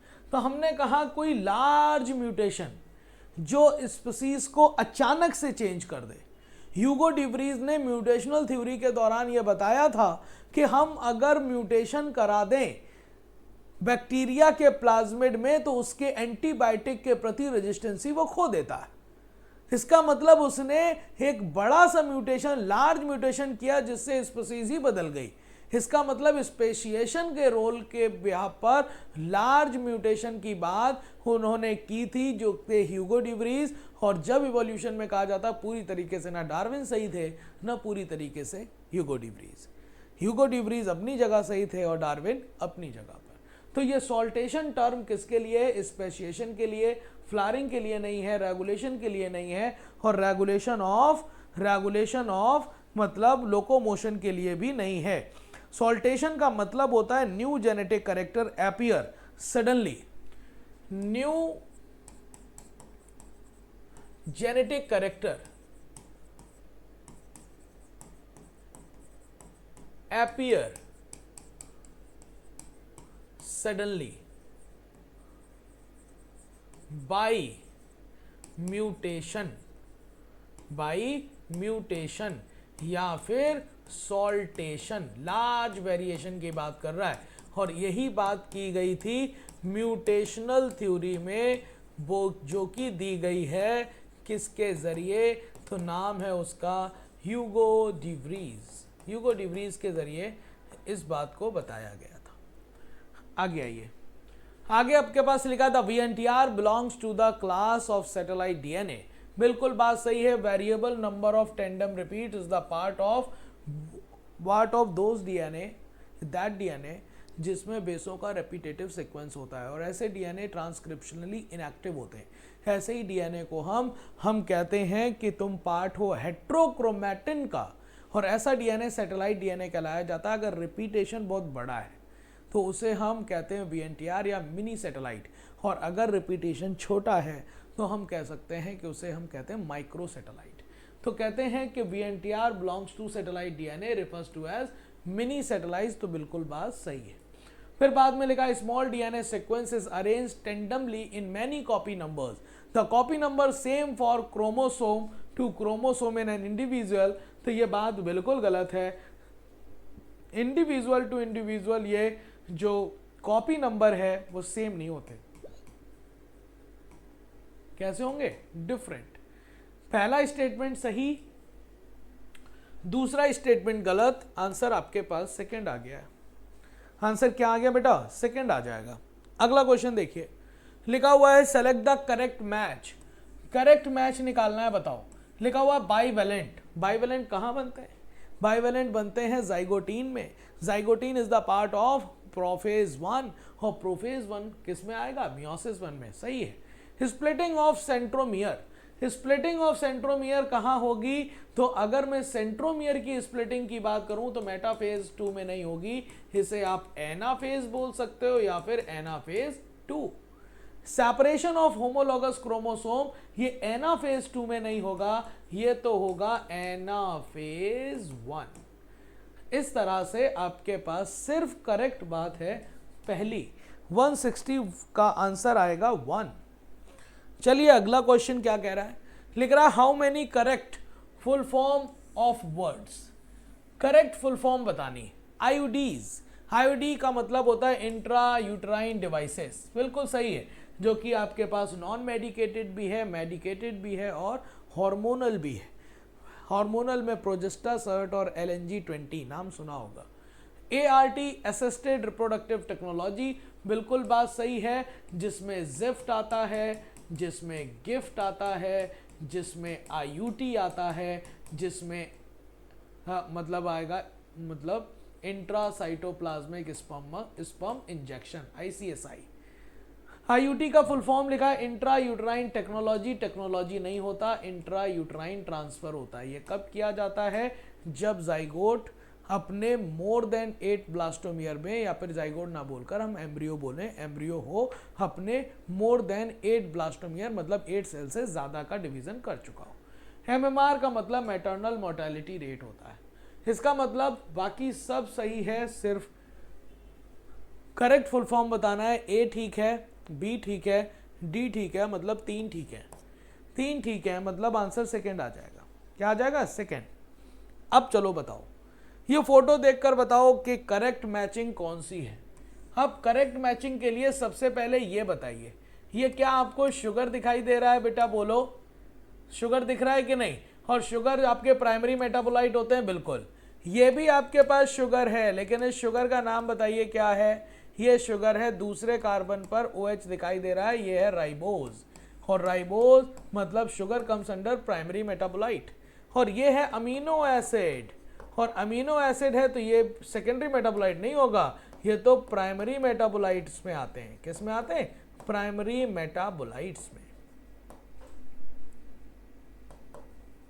और ये देखिए, ये आपके पास नाइट्रोजनस बेस है जिसका नाम प्यूरीन है, और ये प्यूरीन है, हेट्रोसाइक्लिक रिंग दिखाई दे रहा है, और ये आपके पास प्राइमरी मेटाबोलाइट है। गलत बात निकालनी है कि सही, करेक्ट निकालना है तो A, B और D। A, B और D सही दिख रहा है, आंसर थर्ड बनना चाहिए। क्या बनेगा, थर्ड। अगला देखिए, अगला क्वेश्चन लिखा हुआ है select the incorrect match. Incorrect match निकालना है। देखो सबसे पहले लार्ज पिथ दिखाई दे रहा है, डाइकॉट में दिखाई देगा, इसमें पिथ नहीं दिखाई दे रहा, स्कैटर्ड वैस्कुलर बंडल है, मोनोकॉट स्टेम है। ये आपके पास जब भी आप देखोगे ट्रांसफर सेक्शन तो ये आपके पास डाइकॉट का नहीं आता, ये मोनोकॉट स्टेम है। क्या है, मोनोकॉट स्टेम, ये डाइकॉट रूट नहीं है। तो गलत बात निकालनी थी तो थर्ड नहीं आ गई है। बताओ बेटा, गलत बात निकालनी थी तो आंसर क्या बन रहा है, थर्ड। अगला देखिए, लिखा हुआ ELISA is based on their principle of antigen antibody interaction. Infection by pathogen can be detected by the presence of antigen या फिर एंटीबॉडी। तो अगर मैं एंटीजन के बारे में जानना चाह रहा हूं, उसने वहां पर डैश डैश कर दिया है, तो ये एंटीजन प्रोटीन भी हो सकती है और ग्लाइकोप्रोटीन भी हो सकती है। प्रोटीन भी हो सकती है और क्या हो सकती है, ग्लाइकोप्रोटीन भी हो सकती है। तो आपके पास ये ऑप्शन वहां पर सही है। 164 का आंसर क्या हो जाएगा, फर्स्ट। आगे देखिए अगला, select the correct statement for law of dominance. Mendel का फर्स्ट सेट ऑफ जनरलाइजेशन जिसमें आता है दो लॉ, फर्स्ट लॉ जिसे लॉ ऑफ डोमिनेंस और सेकंड लॉ जिसे लॉ ऑफ सेग्रीगेशन कहते हैं। इसी के अंतर्गत कहा गया कैरेक्टर्स को कंट्रोल करने वाली जो डिस्क्रीट यूनिट है उसे हम फैक्टर कहते हैं। फैक्टर पेयर में पाए जाते हैं, और अगर ये फैक्टर पेयर में डिसिमिलर है तो इसमें एक पेयर का एक मेंबर, इसमें पेयर का एक मेंबर जो है वो डोमिनेट होता करता है दूसरे पर। इसका मतलब एक डोमिनेंट होता है और एक रेसेसिव। तीनों बातें लॉ ऑफ डोमिनेंस के अंतर्गत बोली गई हैं। आंसर आपके पास थर्ड हो जाएगा, सॉरी फोर्थ हो जाएगा, क्योंकि ऑल है। लिखा हुआ फेनिलैलनिन पर हमने टायरोसिन में बदला है और यहाँ पर उसके एंजाइम की बात है। तो आपने फेनिलकीटोन्यूरिया वाली बीमारी में ये लिखा होगा कि फेनिलैलनिन को टायरोसिन में बदलने वाला एंजाइम है फेनिलएलनिन हाइड्रोक्सिलेज। अगर इसकी कमी हो जाती है तो ये फेनिलैलनिन एक्यूमुलेट और कन्वर्ट हो जाता है आपके पास मतलब नर्वस टिश्यू में, जिससे मेंटल रिटार्डेशन होता है। और टायरोसिन चूंकि आगे मेलानिन सिंथेसिस कराता है, तो स्किन में भी आपके पास क्या दिखाई देता है, स्किन में दिखाई देता है पिगमेंटेशन। और एक करेक्टर मतलब एक gene more than one phenotypic character को कंट्रोल करे तो उसे हम प्लियोट्रॉपी भी कहते हैं। और ये आपके पास एक डिसऑर्डर है, और डिसऑर्डर कौन सा है, ये जेनेटिक डिसऑर्डर में मेंडेलियन डिसऑर्डर में आता है, और ये है ऑटोसोमल रेसेसिव। कैसा डिसऑर्डर है ये, ऑटोसोमल रेसेसिव डिसऑर्डर है, रेसेसिव डिसऑर्डर है। ठीक है, तो यहां पर X की जगह पर हेक्सोकाइनेज आइसोमेरेज नहीं आएगा, फेनिलएलनिन हाइड्रोक्सिलेज आएगा। आगे देखिए, लिखा हुआ a person with blood group A और जिसमें RH एंटीजन है नेगेटिव, इसका मतलब A नेगेटिव ब्लड ग्रुप है, वो किससे ब्लड रिसीव कर सकता है, तो इसे वही दे सकता है जो RH नेगेटिव हो। पहली बात RH नेगेटिव वाला दे सकता है, और कौन दे सकता है, इसे A नेगेटिव दे देगा और इसे O नेगेटिव दे देगा। बस दो लोग हैं जो इसे ब्लड दे सकते हैं, B नहीं दे पाएगा, A भी नहीं दे पाएगा, O दे लेगा, ये दे लेगा, और ये भी नहीं दे पाएगा। तो आंसर होगा C और D 4 आ जाएगा, क्योंकि आपको पता है करस्पॉन्डिंग एंटीबॉडी और एंटीजन एक साथ नहीं रह सकते। अगला देखिए, लिखा हुआ है select the correct match. Cavity of cervix को हम सर्वाइकल कैनाल कहते हैं, आपको पता है, और सर्वाइकल कैनाल वेजाइना के साथ मिलकर बर्थ कैनाल बनाती। क्लाइटोरिस जिसे वोम कह रहे हैं बिल्कुल गलत है, क्योंकि वोम का दूसरा नाम यूट्रस है। लैक्टिफेरस डक्ट टेस्टिस में नहीं होती, यहाँ पर तो आपके पास ये लैक्टिफेरस डक्ट निप्पल में ओपन होती है, ब्रेस्ट का पार्ट है। Hymen made of very hard tissue बिल्कुल गलत, वेरी थिन होगा, ये वाली बात गलत हो गया, वेरी सॉफ्ट में आ जाएगा। तो सही बात सिर्फ और सिर्फ फर्स्ट है, हमें करेक्ट बात ही निकालनी थी। 168 का आंसर क्या बन जाएगा, फर्स्ट। आगे देखिए, लिखा हुआ है ऊगोनिया प्राइमरी ऊसाइट में बदल रहा है। ऊगोनिया जब प्राइमरी ऊसाइट में बदलता है तो प्लॉइडी चूंकि चेंज नहीं होती, और प्लॉइडी चेंज नहीं हो रही, तो यहाँ पर सिर्फ और सिर्फ ग्रोथ कर रहा है और अपने आप को बदल दे रहा है, इसका मतलब डिफरेंशिएशन कर रहा है। और जब प्राइमरी ऊसाइट सेकेंडरी ऊसाइट में बदलता है तो मियोसिस 1 कंप्लीट होती है। कौन सी 1 कंप्लीट होती है, मियोसिस 1। ठीक है, तो ये X जो होगा वो होगा डिफरेंशिएशन, ठीक है, और Y जो होगा फर्स्ट मियोटिक डिवीजन, सही है। X फर्स्ट मियोटिक डिवीजन नहीं होगा, X माइटोसिस नहीं होगा, X डिफरेंशिएशन तो होगा लेकिन Y माइटोसिस नहीं होगा। इस तरह से आंसर तो आपके पास फर्स्ट ही बना है। और ये है हमारा आज का आखिरी क्वेश्चन। इसके बाद आप विक्रम सर से क्वेश्चन को डिस्कस करेंगे जो होंगे 170 से लेकर 200 तक। चलिए देखते हैं आखिरी क्वेश्चन क्या लिख रहा है।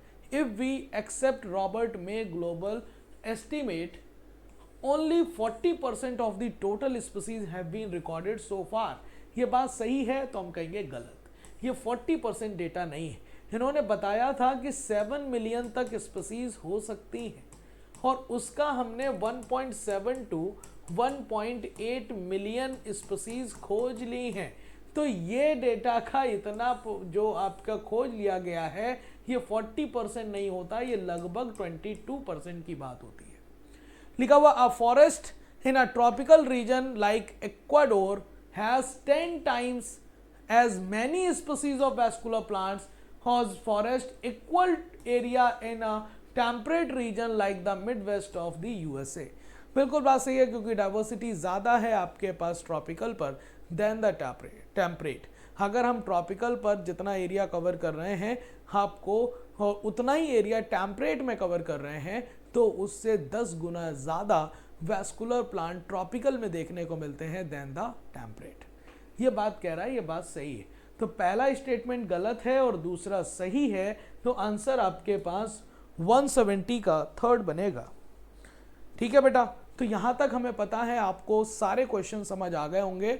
आप पढ़ते रहिए, अपना ख्याल रखिए, और आगे के क्वेश्चंस के लिए विक्रम सर का स्वागत करिए। थैंक यू सो मच बेटा, पढ़ते रहिए, ख्याल रखिए, थैंक यू। हेलो बच्चों, न्यू लाइट के यूट्यूब चैनल पर आप सभी का स्वागत है प्यारे बच्चों। और मैं विक्रम चक्रवर्ती आज आपके समक्ष लेकर के हाजिर हुआ हूँ यूट्यूब पर पेपर डिस्कशन का हम लोग का सेशन है प्यारे बच्चों। और आज हम लोग का पेपर है all India full syllabus test 21, जो कि 14 नवंबर 2024 को हमारे इंस्टीट्यूट की तरफ से ऑनलाइन ऑफलाइन मोड दोनों पेपर हुआ है। पेपर काफ़ी ठीक था, आप सबने बढ़ चढ़ के हिस्सा लिया और इसके लिए आप सभी को धन्यवाद। सबसे पहले पेपर को डिस्कस करने वाले हमारे सीनियर साथी अली सर, शैलेंद्र सर को बहुत बहुत धन्यवाद देना चाहेंगे, जिन्होंने पेपर का बखूबी बहुत ही शानदार वेल एक्सप्लेन किया। पेपर जिस उद्देश्य से मैंने बनाया है उससे कहीं ज़्यादा उन लोगों ने पॉइंट्स और चीज़ों को रेफरेंस लेकर के सिखाया कि ऐसे हो सकता है, ये ऐसे हो सकता है। तो thank you Ali sir, Shailendra sir, बेहतर प्रदर्शन करने के लिए। अब मैं क्वेश्चन नंबर 171 से लेकर 200 तक की जर्नी आपके साथ करने वाला हूँ। सबसे पहले सभी बच्चों को आज बाल दिवस की बहुत बहुत शुभकामनाएं। बाल दिवस की शुभकामनाओं पर मैं उम्मीद करता हूँ कि अगले साल आप सभी अपने अपने कॉलेज में पहुँच जाएंगे। Okay, thank you. हम लोग शुरू करते हैं अपना सेशन। लिखा the number of chromosome are present in colour blind man and haemophilia. कुछ नहीं, सबसे पहले जब आपको बताया गया था कि जेनेटिक डिसऑर्डर जो होता है, जेनेटिक डिसऑर्डर ये दो प्रकार का था। पहला कौन सा था सर? मेंडेलियन था, और दूसरा बच्चों क्रोमोसोमल था। क्या था ये? क्रोमोसोमल। मेंडेलियन डिसऑर्डर में सपोज दैट ये आपका एक क्रोमोसोम है, इस पर कोई जीन है एक्स, इस पर कोई जीन है वाई, इस पर कोई जीन है जेड।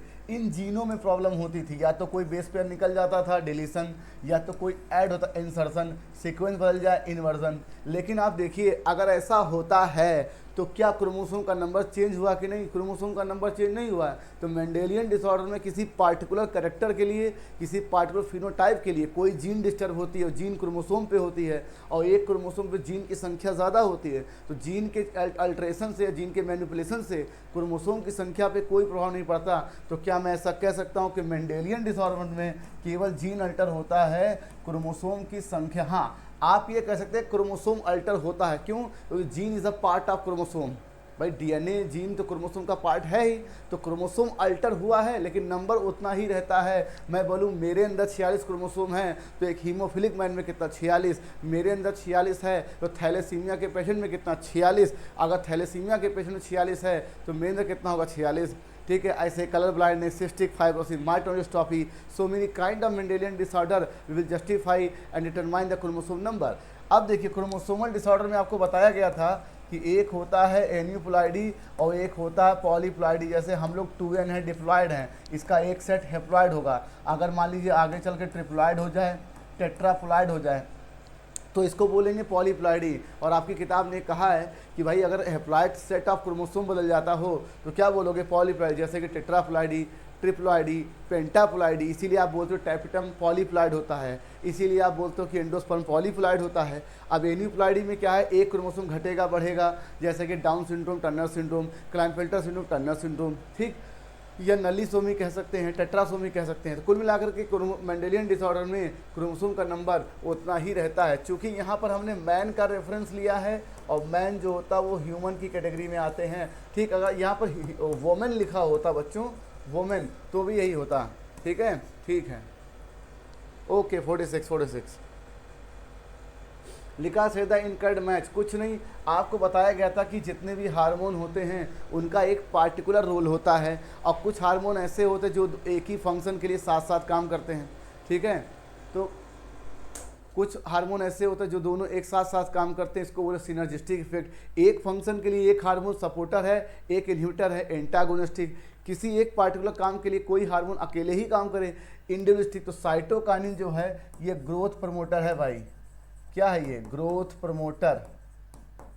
ठीक, ये है आपका ग्रोथ प्रमोटर। अब ग्रोथ प्रमोटर है तो उसके कई काम थे। लेटरल शूट ग्रोथ, मान लीजिए आपके कोई सीड सीडलिंग है, अगर आपने इसको इस पे लगाया तो ये शूट ग्रोथ के फॉर्मेशन को फेवर करेगा, और एडवेंटिशियस शूट फॉर्मेशन तो ये करता ही है। अब देखिए एक होता है एपिकल डोमिनेंस और एक होता है उसका ओवरकम होना। कुछ नहीं सर, आपको मालूम है कि सपोज ये आपकी लगातार ऊपर पत्तियां ये लगातार ग्रोथ होती चली जा रही है, तो इन ब्रांचेस से कुछ शाखाएं भी निकलनी चाहिए, लेकिन ऑक्सीजन के प्रभाव से लगातार लंबाई बढ़ती चली जाती है। तो क्या बोलेंगे?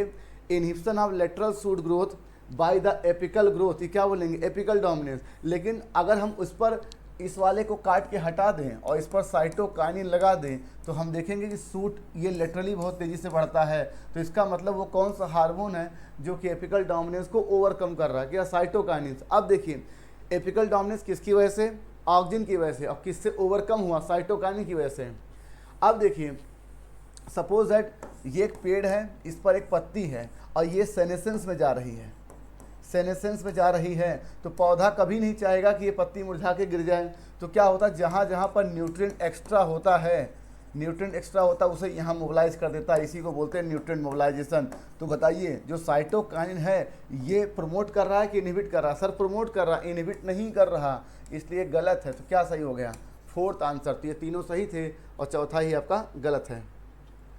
लिखा plant parts which consist of 2 generation. कुछ नहीं, आपको पता है एक होता है alternation of generation, alternation of generation, ठीक है, मतलब आपका हेप्लॉइड से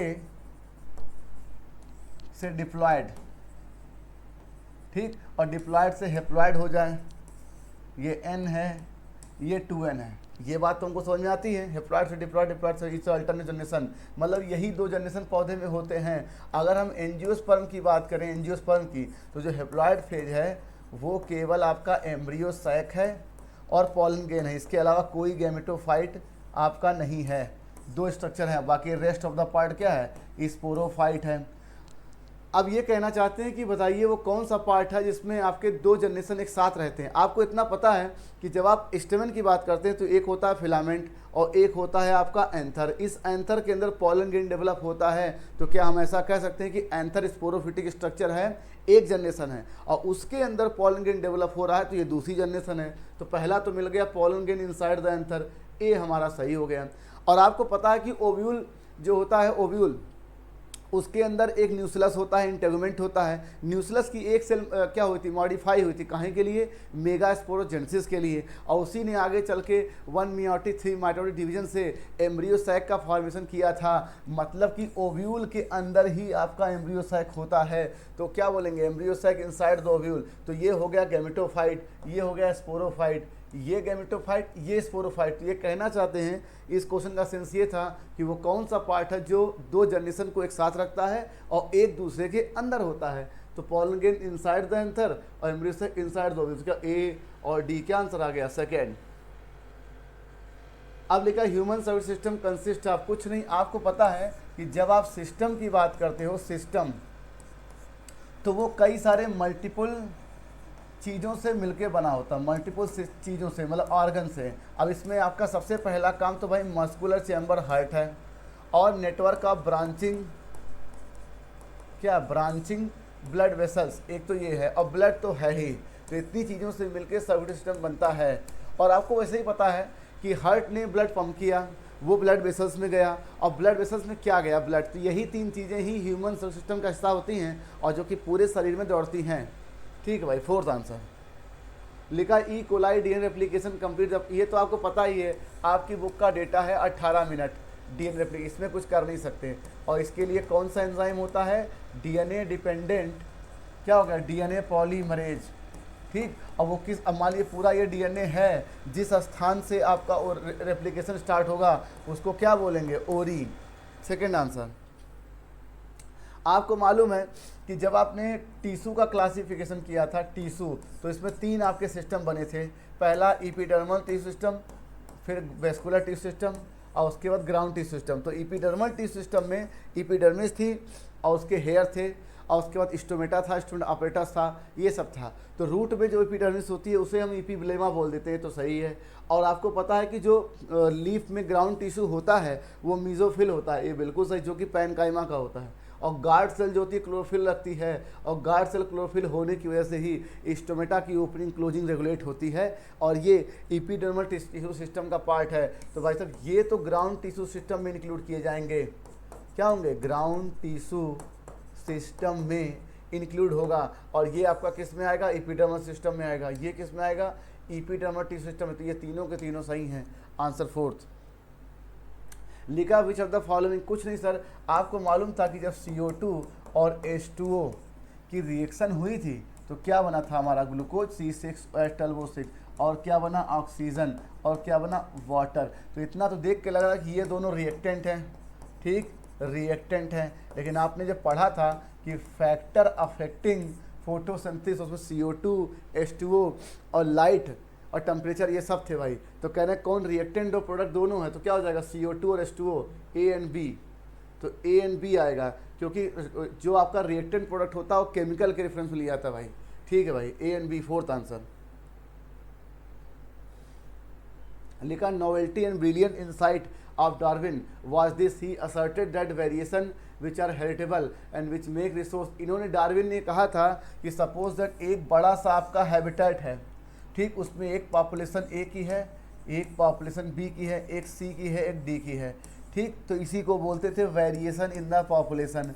और इनमें से जो मान लीजिए बी वाली ने नेचर को अडॉप्ट कर लिया, इसके रिसोर्सेज को अच्छे से यूटिलाइज किया और कम रिसोर्सेज में अपने सर्वाइवल को बढ़ाया, अपनी प्रोजनी बढ़ाई, तो कुछ समय के बाद आप देखोगे कि इनकी संख्या नेचर में बढ़ेगी in comparison to A C D. तो आप बोलेंगे इसी का हुआ नेचुरल सिलेक्शन, इसी को आप बोलते हो over production, constituency of population, survival of fittest, natural selection.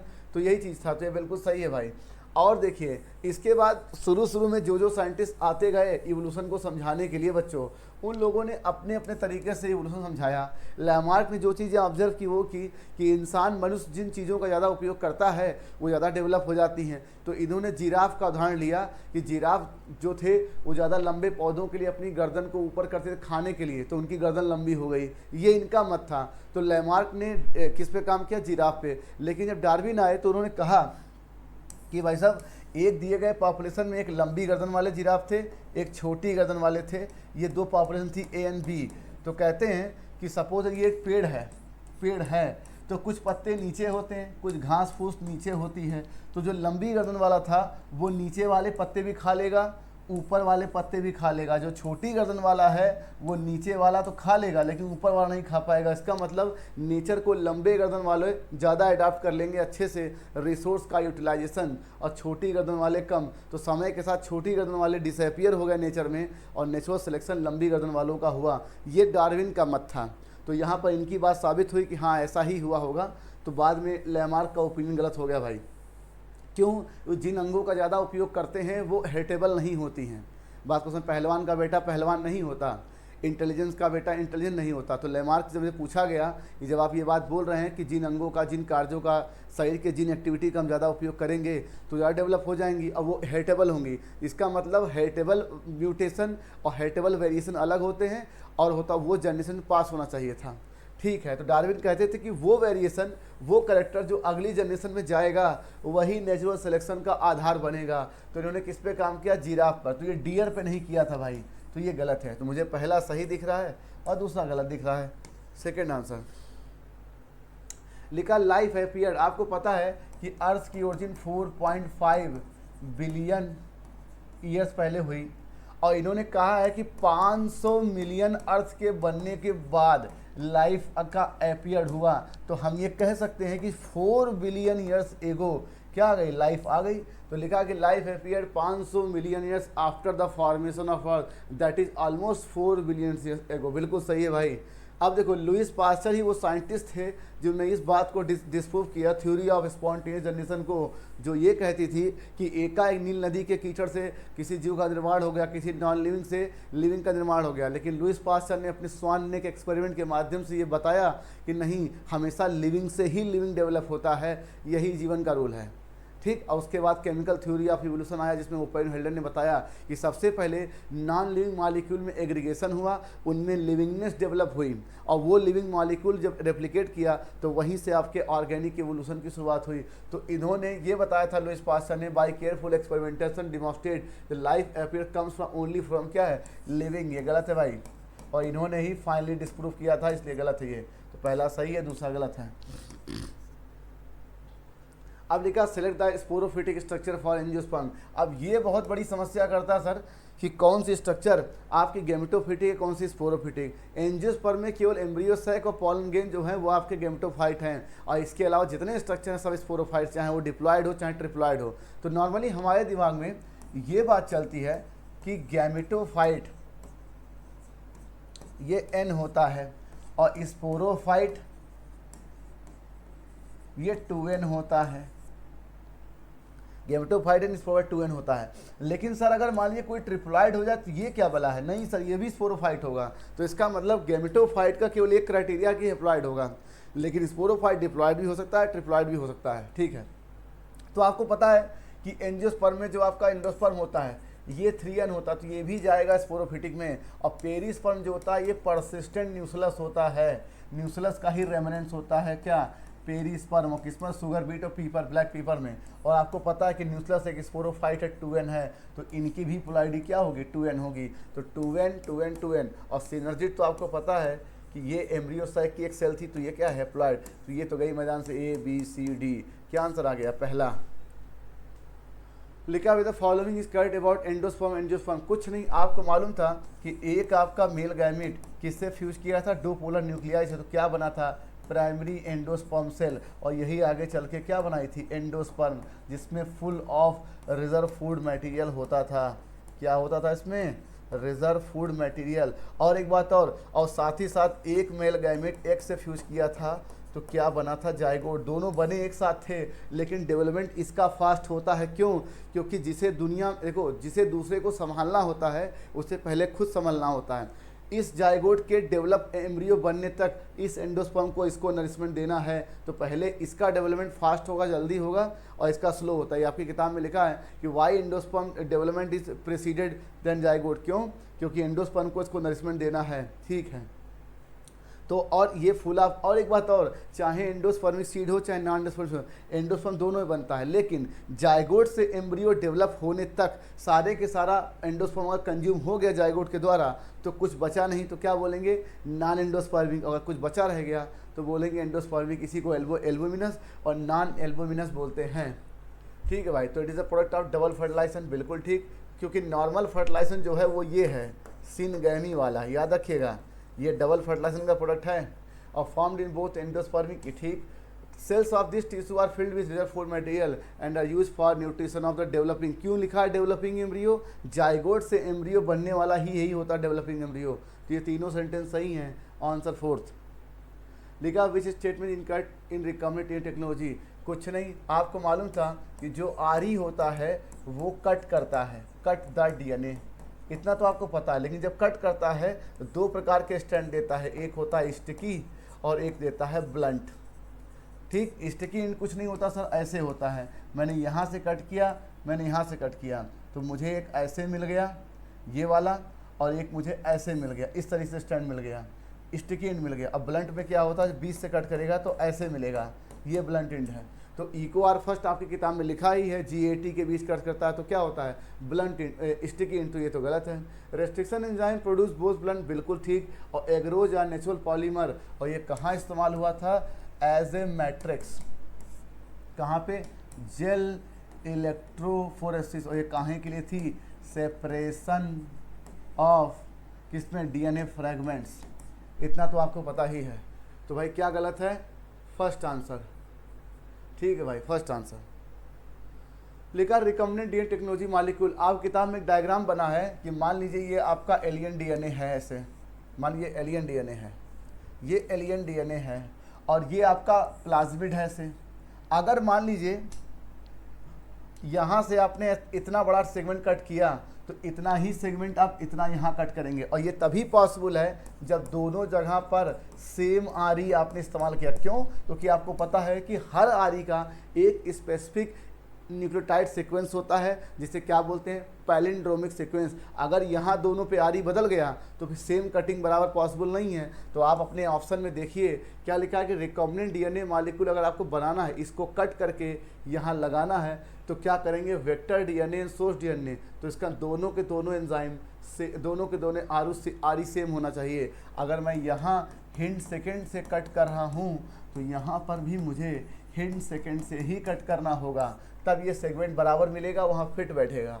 और ये दोनों देखिए सेट अलग अलग हैं भाई फर्स्ट, क्योंकि अब ऐसा क्यों है, क्योंकि हर आरी का एक स्पेसिफिक न्यूक्लियोटाइड सीक्वेंस होता है, 6 base pair, 5 base pair, 7 base pair. ये तो आपको ज़माने से याद है कि Eco R first, Eco R Y 13 से क्या होता है, आइसोलेट होता है। और इस इको आर फर्स्ट में ये क्या, जीनस से लिया गया, स्पीसीज से, और ये स्ट्रेन से, और ये उस ऑर्डर से लिया गया है जिसमें आइसोलेट हुआ है। ठीक है भाई, अभी देखिए मैंने फिर बताया, इको आर फर्स्ट एक प्रकार का क्या है, रेस्ट्रिक्शन एंजाइम है। और ये कैसा एंड देता था, स्टिकी आपकी किताब में लिखा है, ज़माने से आप याद करते हैं, GATTC, ये था 5 3 और यहाँ पे क्या होगा, CTTAAZ। यहाँ 3 डैश 5 डैश, कुछ नहीं सर, इसी को अब ये यही कट कर जी और ए के बीच कट करता है तो ऐसा मिलता है।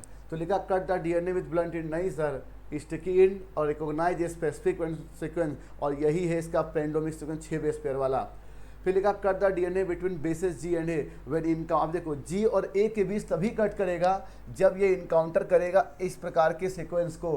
क्यों? क्योंकि यही इसका पैलिंड्रोमिक सीक्वेंस है, ठीक, यही इसका पैलिंड्रोम है। तो ठीक है भाई, तो इसका मतलब ए गलत और ई गलत, बी सी डी, क्या आंसर? फोर्थ। तो आपसे पूछा गया कट पूछा गया, तो बी सही है, सी सही है, डी, और ये एक्सो न्यूक्लियस तो ये है ही नहीं, ये तो एंडो न्यूक्लियस है, ठीक है, फोर्थ आंसर।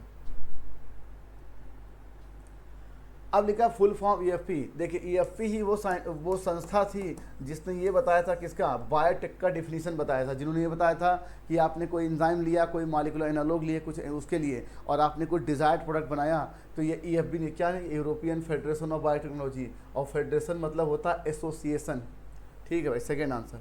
अब देखिए question number 187, which are the following are responsible for increment of GFR, ठीक, तो जीएफआर को वो लोग बढ़ाएंगे जो वैसो कॉन्स्ट्रिक्टर इफेक्ट शो करेंगे और जो आपके रीअब्जॉर्प्शन को फेवर करेंगे। जैसे डीसीटी पे काम करता है आपका क्या, एडीएच, डीसीटी पे काम करता है एडीएच, तो ये आपका क्या करता है, रीअब्जॉर्प्शन, और रीअब्जॉर्प्शन अगर करेगा तो ये आपका क्या करेगा, ब्लड वॉल्यूम घटाएगा। तो बिल्कुल एल्डोस्टेरॉन, एडीएच और रेनिन ये सब के सब आपके जीएफआर के, वैसे भी आपने पढ़ा था रॉस मैकेनिज्म, ठीक है, रॉस मैकेनिज्म ये आपका क्या करता था रॉस मैकेनिज्म ये आपके जीएफआर को बढ़ाने के लिए था, और उसमें एल्डोस्टेरॉन और आपके रेनिन ये भी थे, और एडीएच भी आपका जीएफआर क्या करता है, बढ़ाता है भाई, ठीक है, फोर्थ आंसर, ये आपकी किताब में लिखा हुआ है। अब लिखा है कि आपको मालूम है कि अगर हम एक पेनक्रियाज की बात करें, एक पेनक्रियाज की, तो आपको पता है कि पेनक्रियाज जो है वो एक्सोक्राइन और एंडोक्राइन दोनों होता है, एक्सोक्राइन एंडोक्राइन दोनों होता है, और एंडोक्राइन वाले पार्ट को आप बोलते हो आइसोलेट ऑफ लैंगरहैंस, क्या बोलते हैं, आइसोलेट ऑफ लैंगरहैंस।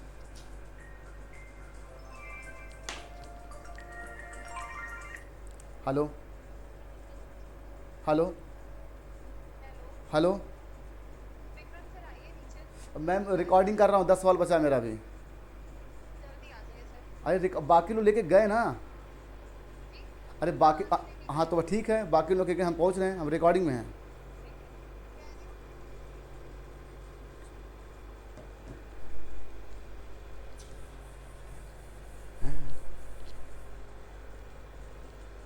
आइए देखते हैं question number 188, there are about isolates of Langerhans in a normal human pancreas represent only. अब देखिए आपको पता है कि एक आप पेनक्रियाज की बात कर रहे हो, ठीक है, एक पेनक्रियाज, तो कुछ नहीं सर, इसमें तो आपका एक्सोक्राइन भी होगा और एंडोक्राइन भी होगा, दो होंगे, एक्सोक्राइन एंडोक्राइन। अब एंडोक्राइन वाले पार्ट का नाम आइसोलेट ऑफ लैंगरहैंस। अब देखिए पूरे पेनक्रियाज का ये केवल कितना होता है, 1 to 2% होता है आइसोलेट लैंगरहैंस, मतलब पूरे पेनक्रियाज का, लेकिन रिप्रेजेंट ओनली 1 to 2%। अब ये एक चीज़ और, पूरे पेनक्रियाज का अगर एरिया की बात करेंगे तो 1 to 2%, और कितना होता है ये 1 to 2 मिलियन, ये दोनों डेटा सेम है भाई, याद रखिएगा। मैं कह रहा हूँ कि देर अबाउट 1 to 2 मिलियन आप आइसोलेट लेंगे नॉर्मल ह्यूमन पेनक्रियाज, और ये कितना होता है पूरे पेनक्रियाज का, 1 to 2% होता है, थर्ड आंसर। फिर लिखा है कि सूट सिस्टम में आपसे बताया गया था कि ईपीडर्मल टिश्यू सिस्टम की जब आप बात कर रहे थे, ईपीडर्मल टिश्यू सिस्टम, ठीक है, तो इसमें कुछ हेयर्स होते हैं। अब हेयर की अगर हम बात करेंगे तो रूट पर होगा रूट हेयर, इतना तो आपको पता है, और अगर आपके सूट सिस्टम की बात करेंगे, सूट सिस्टम, तो इसमें होगा आपका ट्राइकोम। अब कमाल की बात है, ये आपका यूनिसेलुलर है, ये यूजुअली क्या है, मल्टी सेलुलर और यूनिसेलुलर हो सकता है, ब्रांच अनब्रांच दोनों हो सकता है, तो यहाँ पे लिखा यूजुअली मल्टी सेलुलर और देन ब्रांच, ये क्या है, ये ट्राइकोम की बात कही जा रही है, सेकेंड आंसर। अब लिखा हुआ following structure is more then 2n, मतलब 2 से ज़्यादा है। ऑर्किल तो आपको पता है 3 चैम्बर हार्ट में 2 ऑर्किल 1 वेंट्रिकल, ठीक है। किडनी तो 2 ही होती है, टेस्टिस 1 पेयर 2 होती है, लेकिन वासा एफरेंसिया 10 से 12 ईच किडनी से रिलीज निकलती है भाई, तो जाहिर सी बात है ये 2 से ज़्यादा है। लिखा भाई साइंटिफिक नेम ऑफ कॉकरोच, कुछ नहीं सर, पेरीप्लैनेटा अमेरिकाना, ये तो आपको याद रहता है। लेकिन सर अगर आप इसकी बात करें फैल्सीफेरम वाइवेक्स, ये दोनों स्पीसीज हैं, ये स्पीसीज किसकी हैं, प्लाज्मोडियम की, ठीक। और पेपेवर और क्या होता है, सोमनीफेरम होता है भाई, ये किसका, पॉपी प्लांट का है। तो सेकंड आंसर लिखा share the correct statement for cockroach, many species of cockroach are wild and are of no known economic importance. बिल्कुल कॉकरोच का कोई इकोनॉमिक इंपॉर्टेंस अब तक नहीं है कि इससे कोई दवा बनती है कुछ। They can transmit A variety of bacterial bike, बिल्कुल आपको पता है ये नाली से निकलता है, गटर से निकलता है, हमारे खाने पे चढ़ता है, तो जो गंदगी से लेकर के आता है ये उसके पैरों में लग कर उससे खाना स्पॉइल होता है। और दे आर पेस्ट, ये महामारी फैला सकता है, क्यों, ये फूड को ख़राब करता है और प्रदूषित करता है बाई स्मेलियस कीटा, बिल्कुल ठीक। और ये रात में ही निकलता है, इतना तो आपको पता ही है, नॉक्स ओमनिवोरस, ठीक है। तो ए बी सी डी क्या हो गया, ऑल आंसर। अब लिखा शेयर द सेट सिक्रीशन, कुछ नहीं सर, एक्सोक्राइन और एंडोक्राइन दो प्रकार के ग्लैंड थे आपके, एंडोक्राइन ग्लैंड, ठीक। तो एंडोक्राइन ग्लैंड का सिक्रीशन क्या होता था, हार्मोन, ठीक। और एक्सोक्राइन कई सारे थे, उसमें म्यूकस था, सलाइवा था, ईयरवैक्स था, ऑयल था, मिक्स था। और डाइजेस्टिव एंजाइम में तो आपको पता है ट्रिप्सिन, पेप्सिन, सब A B C D E F सब होंगे। तो क्या हो जाएगा आंसर, ऑल। अब लिखा in which connective tissue has cells and fibre loosely arrange.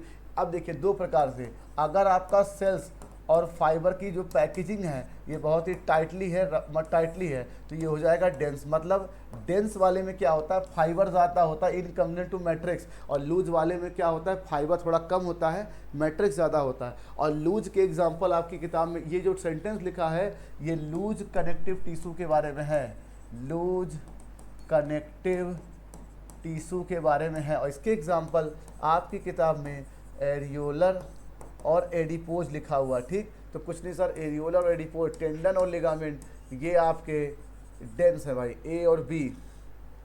Second answer लिखा सीधा मेंबर ऑफ प्रोटिस्टा। अब देखिए प्रोटिस्टा कैसे पहचानेंगे सर, प्रोटिस्टा के आपको सारे एग्जाम्पल याद करने, क्योंकि 5 मेंबर आपके फर्दर ग्रुपिंग की गई थी, कौन सा, प्रोटिस्टा में, chrysophyte, dinoflagellates, euglenoid, slime mould, protozoans, इतने पांचों जो ग्रुप इसके थे फर्दर, उनका मेंबर कौन कौन है ये देख लेते हैं।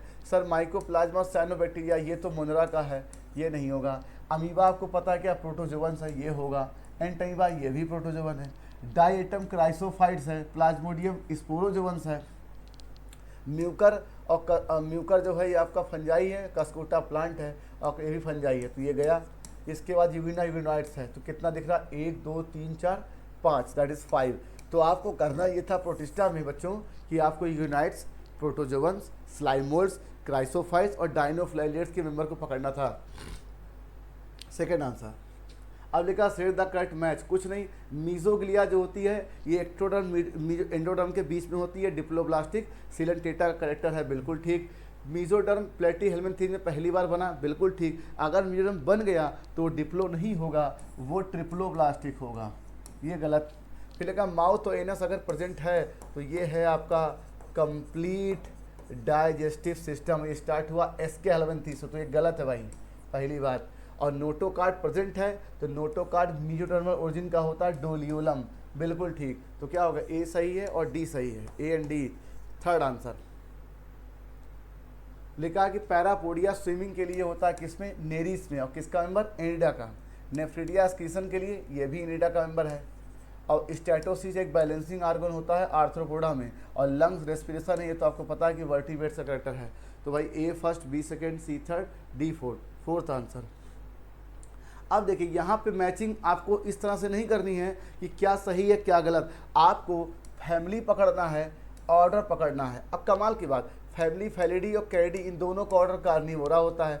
सोलेनेसी और एक फैमिली आपकी बुक में और कन्वोलोलेसी, इन दोनों का ऑर्डर पॉलीमोनियल्स था, पॉलीमोनियल्स था, इसका ये सही है। और आपको पता होमिडी का ऑर्डर प्राइमेटा होता है। एक कमाल की बात बताइए, अगर मैं यहाँ पर मैमेलिया लिख देता, मैमेलिया, तो होमिडी से मैमेलिया मैच करता है, लेकिन आपको ऑर्डर के हिसाब से मैच करना था।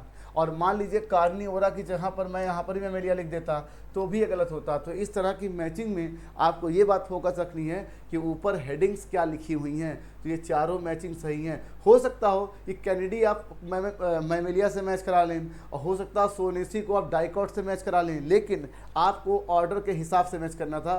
तो ये चारों सही है, थर्ड आंसर। अब देखिए ट्रिपैनोसोमा क्या है, फ्लैजिलेटेड प्रोटोजोअन्स है, तो सीलिया तो होगा नहीं, गलत। फिलिका यूगिना में फ्लैजिला होता है और इसमें क्या होता है, पेलिकिल, क्यों, उसमें सेल वॉल एब्सेंट होता है, सेल वॉल एब्सेंट होता है, ठीक। और पेलिकिल किसकी बनी, तो मेनली प्रोटीन की बनी होती है, ठीक।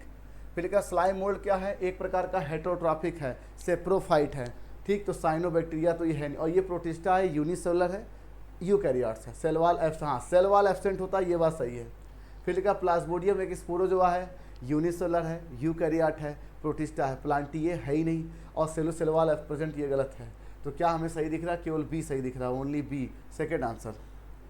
और लास्ट क्वेश्चन, आपको पता है कि एक होता है प्लांट आपका फ्यूनेरिया, और फ्यूनेरिया एक मॉस है, और मॉस में जो होता है वो फूट होता है, सीटा होता है, और क्या होता है, कैप्सूल होता है, ठीक। और कैप्सूल में आपकी होती है मियोसिस, किसमें, स्पोर मदर सेल में, ठीक है, मियोसिस होती है स्पोर सेल। तो इसका मतलब कैप्सूल में आपका स्पोर मदर सेल होता है और उसमें होती है मियोसिस, और मियोसिस से क्या बनता है, स्पोर, और स्पोर से क्या बनता है, गैमेटोफाइट। ये बात तो हमें समझ में आ गई। तो अगर यहाँ स्पोर बन रहा है और मियोसिस हो रहा है तो एक दो चीज़ हो सकता है, या तो ये कैप्सूल हो सकता है और या तो ये स्पोर मदर सेल, दोनों हो सकता है। यही तो खेल है सारा। मैंने कुछ मेंशन नहीं किया कि यहाँ सेल होना चाहिए या कोई स्ट्रक्चर होना चाहिए, मैं कह रहा हूँ कैप्सूल में होता है स्पोर मदर सेल, उसमें होगी मियोसिस, बनेगा स्पोर, उससे क्या जर्मिनेट करके बनेगा, गैमेटोफाइट। अगर यहाँ स्पोर मियोसिस से बन रहा है तो ये एक्स या तो स्पोर मदर सेल हो सकता है या कैप्सूल हो सकता है। तो सर हमारा कहीं पर भी एक्स पर स्पोर मदर सेल नहीं लिखा है तो हम इसको कैप्सूल से ही मानेंगे। और इससे क्या बनता, फ्री लिविंग गैमेटोफाइट। हाँ, फ्यूनेरिया में स्पोरोफाइट फ्री लिविंग नहीं है, डिपेंडेंट है किस पर, गैमेटोफाइट पैरासाइट है। तो पैरासिटिक स्पोरोफाइट ये गया, फ्री लिविंग गैमेटोफाइट ये तो ठीक है, लेकिन सीटा गलत है, सीटा गलत है, और राइजॉइड तो बात ही गलत। तो क्या आंसर आ गया, सेकेंड। तो आपको ऐसे ही समझना था। तो प्यारे बच्चों, सेशन यहीं से ख़त्म हुआ। कमेंट बॉक्स में बताइए कि सेशन आपको कैसा लगा। मेरे सीनियर साथी अली सर और शैलेंद्र सर ने बहुत ही धमाकेदार शानदार एक्सप्लेन किया है। तो अली सर, शैलेंद्र सर को बहुत धन्यवाद। और आगे हम लोग मिलते हैं अपने अपकमिंग टेस्ट के पेपर डिस्कशन सेशन में। Thank you for watching the video. Bye bye.